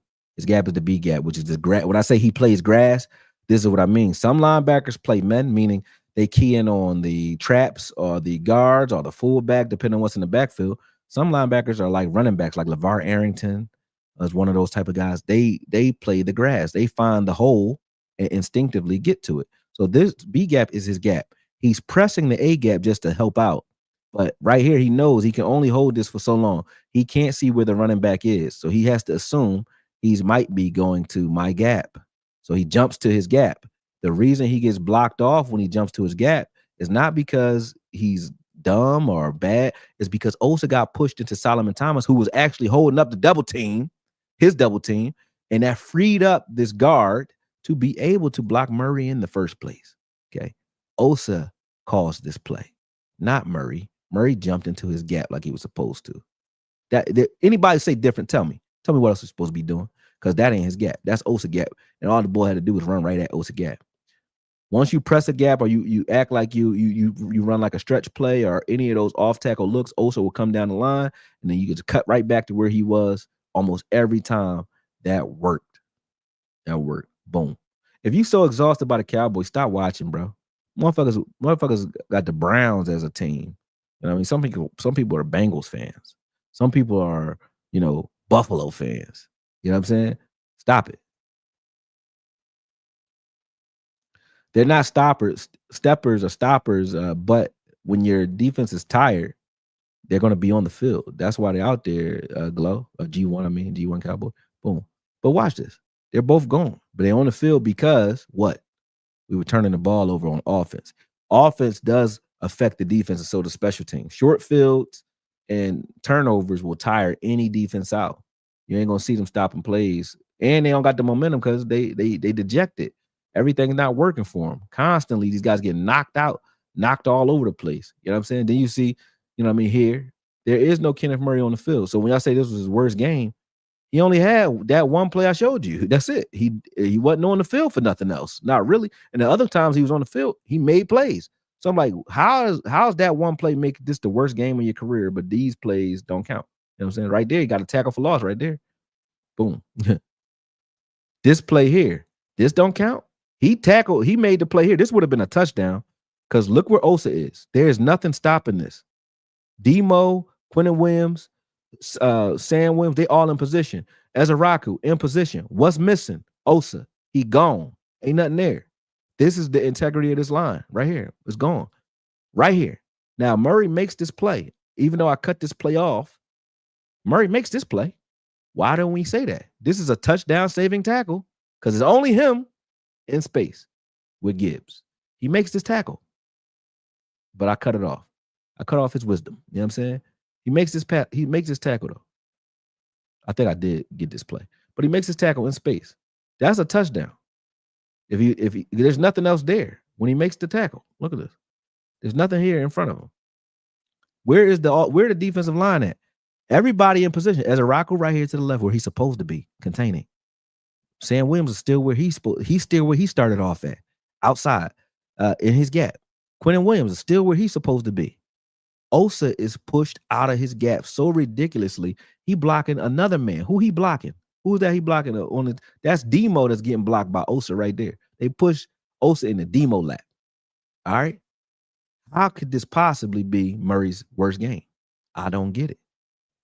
I don't get it. Y'all talking crazy. This Osa again. I done showed it like 7 times. It's not gap integrity. It's Osa integrity. Osa. It's not D-line discipline. Stop blaming the D-line. Osa, say the name. If you want to say that, say the name, because everybody else is doing it right. You know what I'm saying? He kept fucking it up. Okay. But either way, this play here, the only reason I put it in here is because they talked about it. They said that this play was Murray's fault. Murray's he the only one who read what's going on fast. He's reading the screen right now. And his job on the screen is not to make the tackle, because that's two blockers to one. So if you know you're not gonna make this play, you're too far away from it. He's all the way past the first down marker. His job is to cut this off, meaning attack the outside shoulder of that lead blocker so that this ball gets turned inside. Why? Because if you can pay attention, everybody else is in man. Nobody else can see the screen other than himself and Demo, who's supposed to be helping, and Houston, who's on the ground already, who's supposed to be helping. There is no pursuit on this play.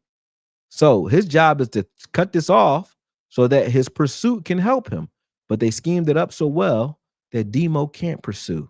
So there is no pursuit. Get it? But they said, oh, he just went out of bounds and didn't even try to get back in bounds. Don't know what they're talking about. Watch it again. He read this fast as hell. He on it. He on it. He already gone. Before the ball is caught, he's doing his job. Cut this off. Attack the outside shoulder. Cut this back inside. But you see this other blocker, number 57? His job is to slow Demo down. And he does. See that? Watch this. Boom. Slow him down. Demo can't get to that. There's only one man on a 2-man blocking screen. What do you think he was supposed to do there? Boom. Again, this is Kenny Clark. Did not see the jet sweep here. This ain't got nothing to do with Murray at all or Shamar James. That was Kenneth Murray. Should have caught that one. Should have hit that. But he didn't. Oh, well. That's what happens. And I think on this one, what happens? I don't remember. Oh, everybody on that side, not Murray ain't on the field, so I don't know how this could be him too. He had his worst game, but he ain't on the field for none of the big plays except for one. And on that one, Osa got pushed into next week. Oh, and 2 big plays, the screen and that one. And neither one of those was his fault at all. Not even close to his fault.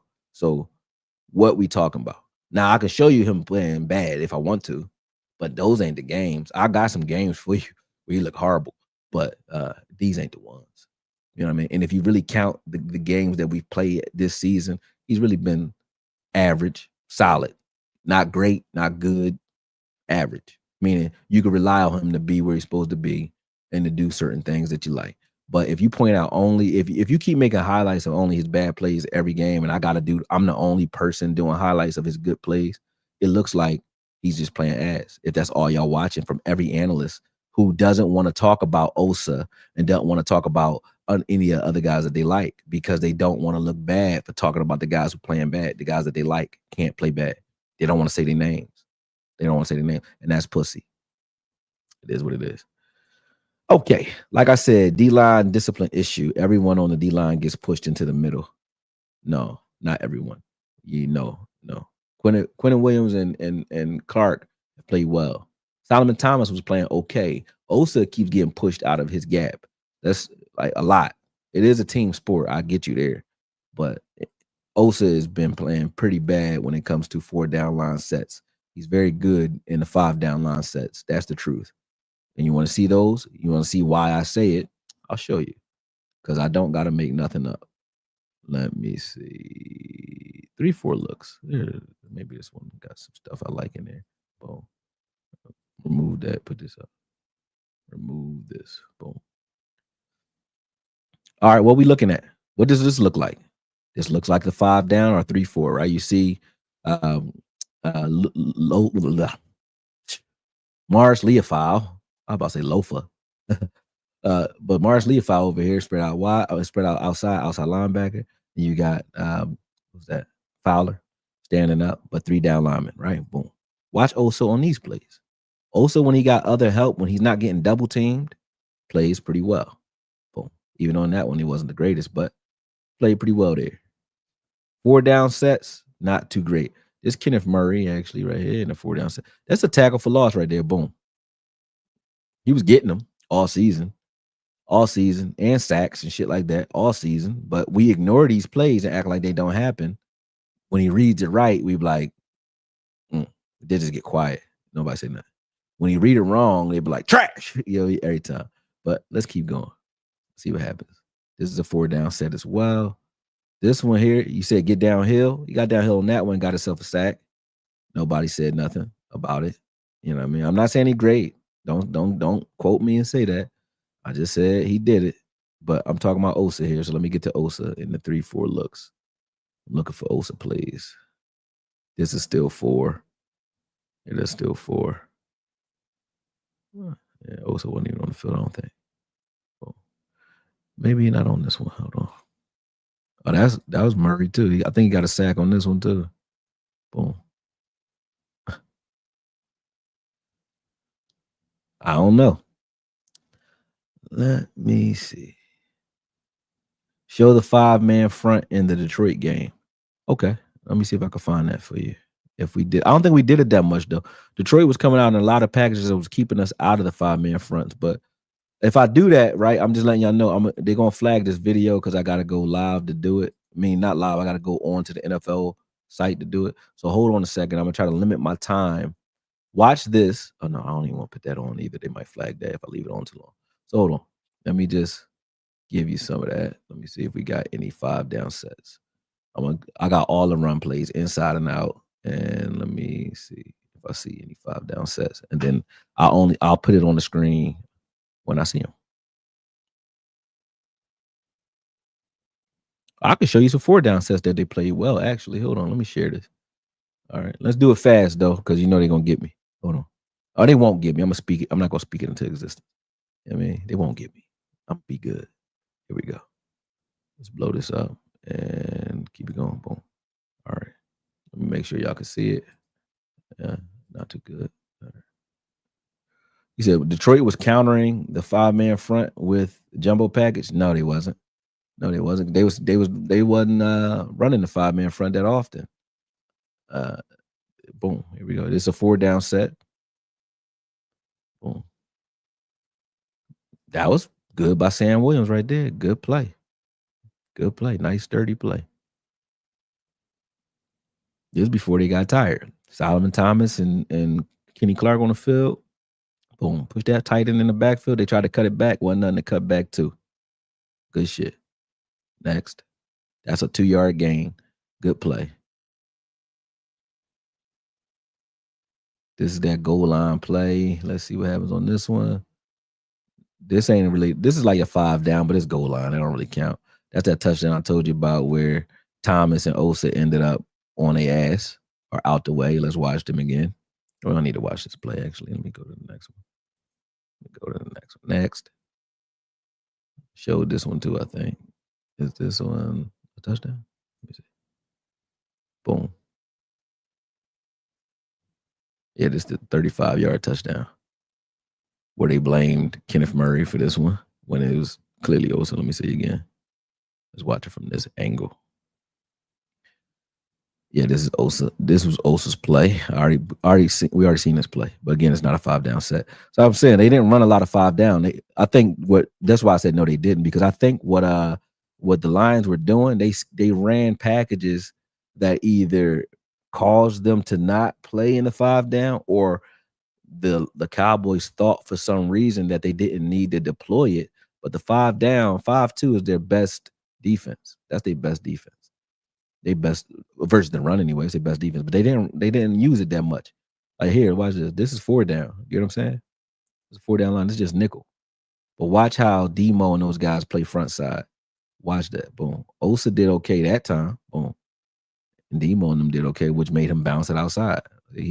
So this time they bounced away. They ran. They start at when you start action at Osa, he comes downhill, and he's better. So they said, okay, we're gonna try the opposite. We don't want to cut back at these other guys like Quinnen Williams, because look, Quinnen Williams is where this is what would have happened on that other play, that touchdown. if Osa would have been holding up his spot. See that? When you go to cut this back at Quentin Williams, he sheds and he right there. You're like, oh, I can't even get nowhere with that shit. So they're gonna flip it. We're gonna start at Quentin. They start at Quentin and run at Osa instead of starting at Osa and running at Quentin. That don't make no sense. You know what I mean? And then when neither one of them on the field, look at this dude, Lamb falling. But when neither one of them on the field, they don't even care. We just run at either one of them, Solomon Thomas or Williams. Or Osa. Boom. Both of them. Look at Solomon. What happened here? Watch Solomon Thomas on this play. We ain't run 5-2 that much. Watch Solomon Thomas, though. Watch this. And we talking about Kenneth Murray. Look at that. What we talking about here, folks? Y'all got to stop this, man. Solomon Thomas got carried all the way across the field. He picked him up and just took him. He said, all right, we're going to take you on a rough ride, bro. Watch this. This is a 4-down set, though, because of the formation. We even put 3 receivers on the field. We didn't run 5-2. So they ran power at us out of light formations. They did not run jumbo, like you said, to stop our 5-2. They didn't counter the 5-2 at all. So it sound good, but where are those plays at? Because these are all 4-down sets, and this is nickel for the most of the game. Where is that?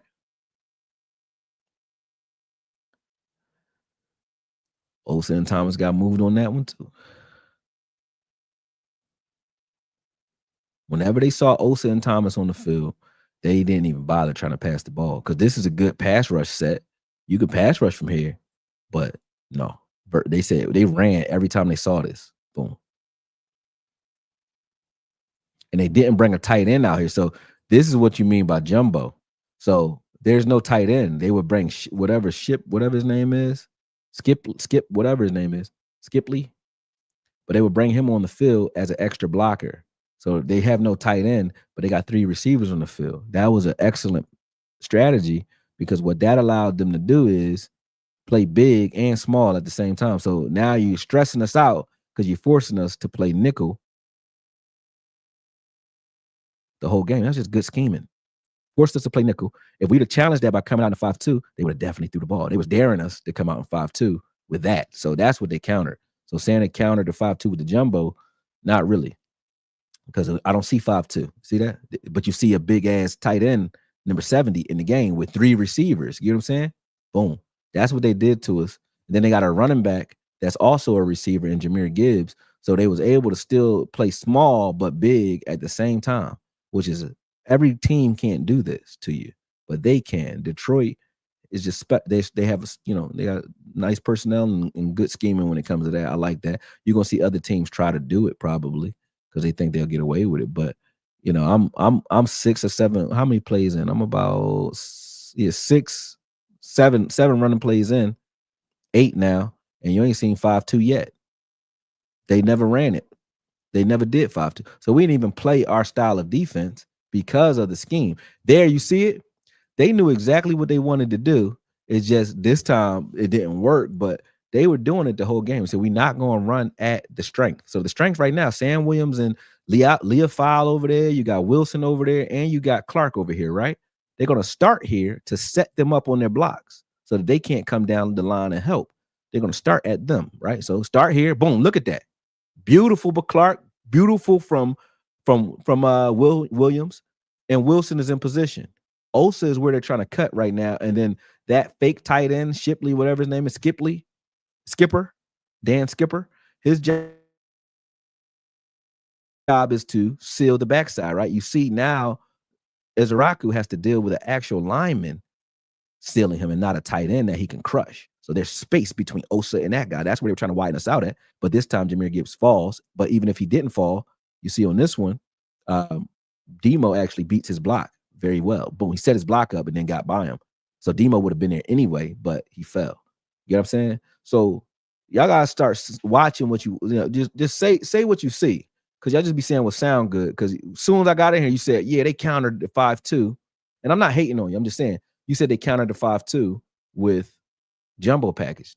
The 5-2 is supposed to stop the jumbo package. They did not counter the 5-2 with jumbo because that does not work. Here's another play from Kenneth Murray. How is this his worst game when I showed you the one play, that 35-yarder? Where is this his worst? How? This is his worst game. How? When every time you ran at his gap, he made the play. Every time. The only plays y'all talk about is the ones that weren't even at his gap. But he's the one that y'all point at, which is right here. Leofile got knocked into next week, right? And who made the play? Kenneth Murray and Kenny Clark. And this is a 4-down set too. So no 5-2 yet. I still ain't seen a 5-2. Boom. Made the play. Let me make sure I'm still on because you know they'd have got me. Did they get me? No, they didn't get me. All right, cool. Coming back. Let's go. So please stop saying shit. Y'all just be saying shit. Here go Kenneth Murray again. Now these are 3 tackles that are under 5 yards. 1 for 2, 1 for 1, 1 for 3 yards. In the same game that you're saying this is his worst game. How is this his worst game? I don't get how this is his worst game. He done had bad games, but this ain't it. Boom. That's good play. Where's the? All right, never mind. They just handed out high fives because he playing like trash. You know what I'm saying? They're like, good job, but you playing like trash, bro. You don't see nobody screaming at his ass. But Osa got washed out of there on this play, didn't he? Yeah. So they were doing that to Osa all game. And you're going to see this all the rest of the season because it worked on film so well. So hopefully we got a counter to this. But Murray was not the problem in this game. And I think the film, if you sit here, and those of y'all who be lying and saying y'all watching the film, if you're watching it, then you should see this. All right? You should see this. Boom. Who that on? Who that on? Is that on? This on who? Let me see. Jameer Gibbs. Let's see. Now, Quentin Williams on the field and Osa on the field. Let's see what happens. There's no 5-2. Osa's gone. And you see Skipper. Skipper has now sealed the backside. It's the same move over and over again. They set you up on your blocks. They start front side at your strength and your teeth. Set you up on your block. So they set everybody up to the left or to the right, depending on what side you're thinking from. But from the defense to the right of the defense, everybody's set on their blocks. But everybody's in their gap, including Murray right here. But on the backside, they seal with this big giant 70 Skipper, and now there's space. And that's where these touchdowns are coming from. You know what I'm saying? That's what those plays are coming from. That is not Murray. So everybody who's saying that's Murray, that ain't him. That's every inside run. That was every last one of them. All right, so now let's see the outside runs. All right, there's only 8 of them. So there's only 20 running plays that I see so far. I don't know if they ran more than that, but it don't seem like it. But it's 20 plays. These are the problems.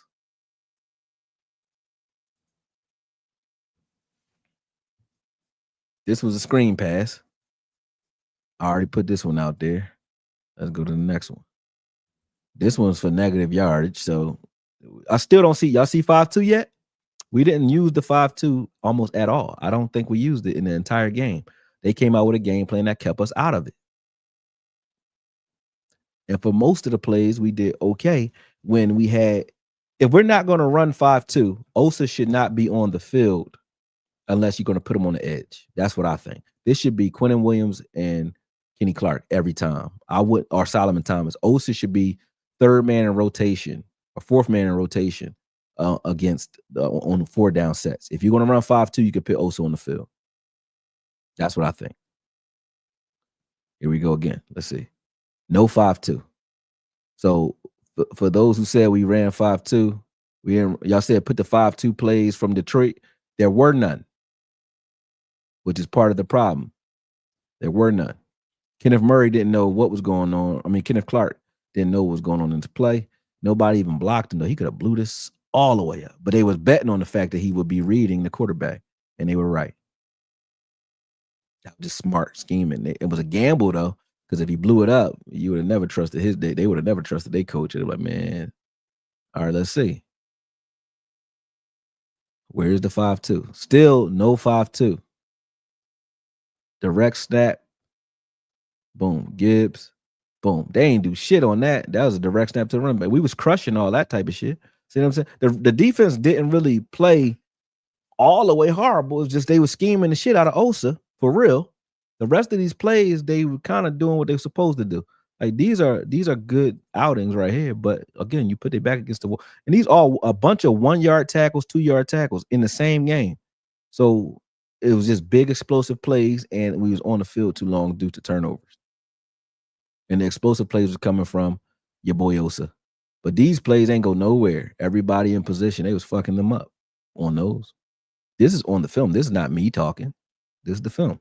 Where's Murray's worst game at? Because these are all I play every running play. How is this Murray's worst game? What are y'all talking about? Where is it? How is this his worst game ever? This is I just showed now on the film I just showed y'all earlier. That was the plays I pointed out that y'all pointed out. These are all the running plays. And other than the explosive plays, all the rest of them are 2-yard gains or less every time. That might have been 5-2. Let me see. Did we get a 5-2 look out there? It looked like we got 5-2 this time. And what happened? 2 yards. This is 5-2. This is the first time we did it. This ain't even, yeah, it's 5-2 because Bell is a safety. And nothing happened when you can't do shit against that. First time we did it. All right, this is the last play here, I think. No, it's 2 more. Boom. This is a 1-yard play. You know what I'm saying? The defense is playing fine if we weren't tired, and like I said, if Osa should not be on the field in your 4 down sets. This is the 5-2 here. No, this is 5-1. Ain't no 2. You got Wilson as I guess your second linebacker. You know what I mean? But that's because they want to be nimble just in case they want to pass out of that. That's how he adjusted, I guess. But still, 1 yard, a bunch of 1-yard bullshit. And then on this one, we ran 5-2 this time, and they caved in that side of the line. This is the only play they got against 5-2. 1 13-yard touchdown at the end of the game when everybody was dejected. That's the last running play right there. That's the last one. So that was no 5-2 most of this game. None. Okoye, we came to learn. Not all of us watch film. Not all of us are blaming Murray. Stop arguing with phantom enemies. No, they're not phantoms. I don't think you my enemy, bro. They not phantoms though. They really been talking crazy. It ain't phantoms. People was in here talking before you got here. That's why you gotta watch the whole thing. Then you'll understand why I said what I said to you. You know what I'm saying? People use Murray as a scapegoat. Our D line played bad. Facts. And if you watch this, you can see that very clear. He said, bro, do you think they could put Osa at edge on early downs? Yep. What's good, Drell Carter? He said, what's good? Ain't nobody else say nothing. See, look. We were in a 5-man front to start the game, and we went away from it for no reason. No, we weren't. When did we win? I mean, maybe on pass plays, but we weren't in any 5-man fronts against the run until the end of the game. I went to the run game to start he said, go to run plays to start the game. We had success. Yeah, we had success with the 4-man fronts. Detroit was countering the 5-man front with the jumbo package. We proved that wrong. We came out in the 5-man front and then went away from it. No, we didn't. See what I'm saying? But y'all will say that though to me. Don't be saying this shit to me. But they might have threw against it, so you might be right. But we weren't stopping the run at all in the beginning of the game out of 5-man. It was only 4. I also don't think it's a coincidence that all these North teams lighting our ass up. They just got plus number. That's how he got fired. Good point. That's also very good point. Because you know who Dan Quinn can't beat somebody. Oh, Dan Quinn can't beat the Shanahan tree. Anybody from Shanahan tree, Dan Quinn couldn't beat. And maybe Eberflus, because they got a good look at him in the North, he had problems there. Boom. Peace. If you put Osa at the edge, do you think who do you take off? Anybody. You just rotate him there. But I wouldn't mind you don't take him all. Actually, yeah, you can't. You gotta use 5-2 because you can't take Ezraku out. You can't take Sam Williams out the way he playing now, and you really don't want to take Clowney out ever. Houston shouldn't go out for you, so you got a point. Osa has to play in 3-4. He got to get the fuck off the team. And with that, I'm gonna say this in closing: be careful about what you say about players if you ain't watching the film. To the analysts out there, not the fan. And to the fans, I guess I got to make more film because I'm probably one of the only ones that's doing it this way because everybody is saying some bullshit, and I'm gonna call everybody on that one. And I hope the people who I'm calling out on that bullshit this last week, especially the analysts, I hope y'all call me and we do a show together so that we can talk about it Because that was bullshit, what y'all did to Kenneth Murray this week was bullshit. Ain't no way that was the worst game y'all seen from Kenneth Murray. And everybody's calling for him to be benched as if he did something wrong in this game. Shut up. Y'all gotta shut the fuck up. Special teams played a major part in the loss. The Lions started on their own 43 or better each time Dallas punted or kicked off. Also, without a pass rush, the DBs are going to get beat. Very true, brother. And for that one, I'm going to say out. I'm out. I've been up here 2 hours and it's cold down here. Peace.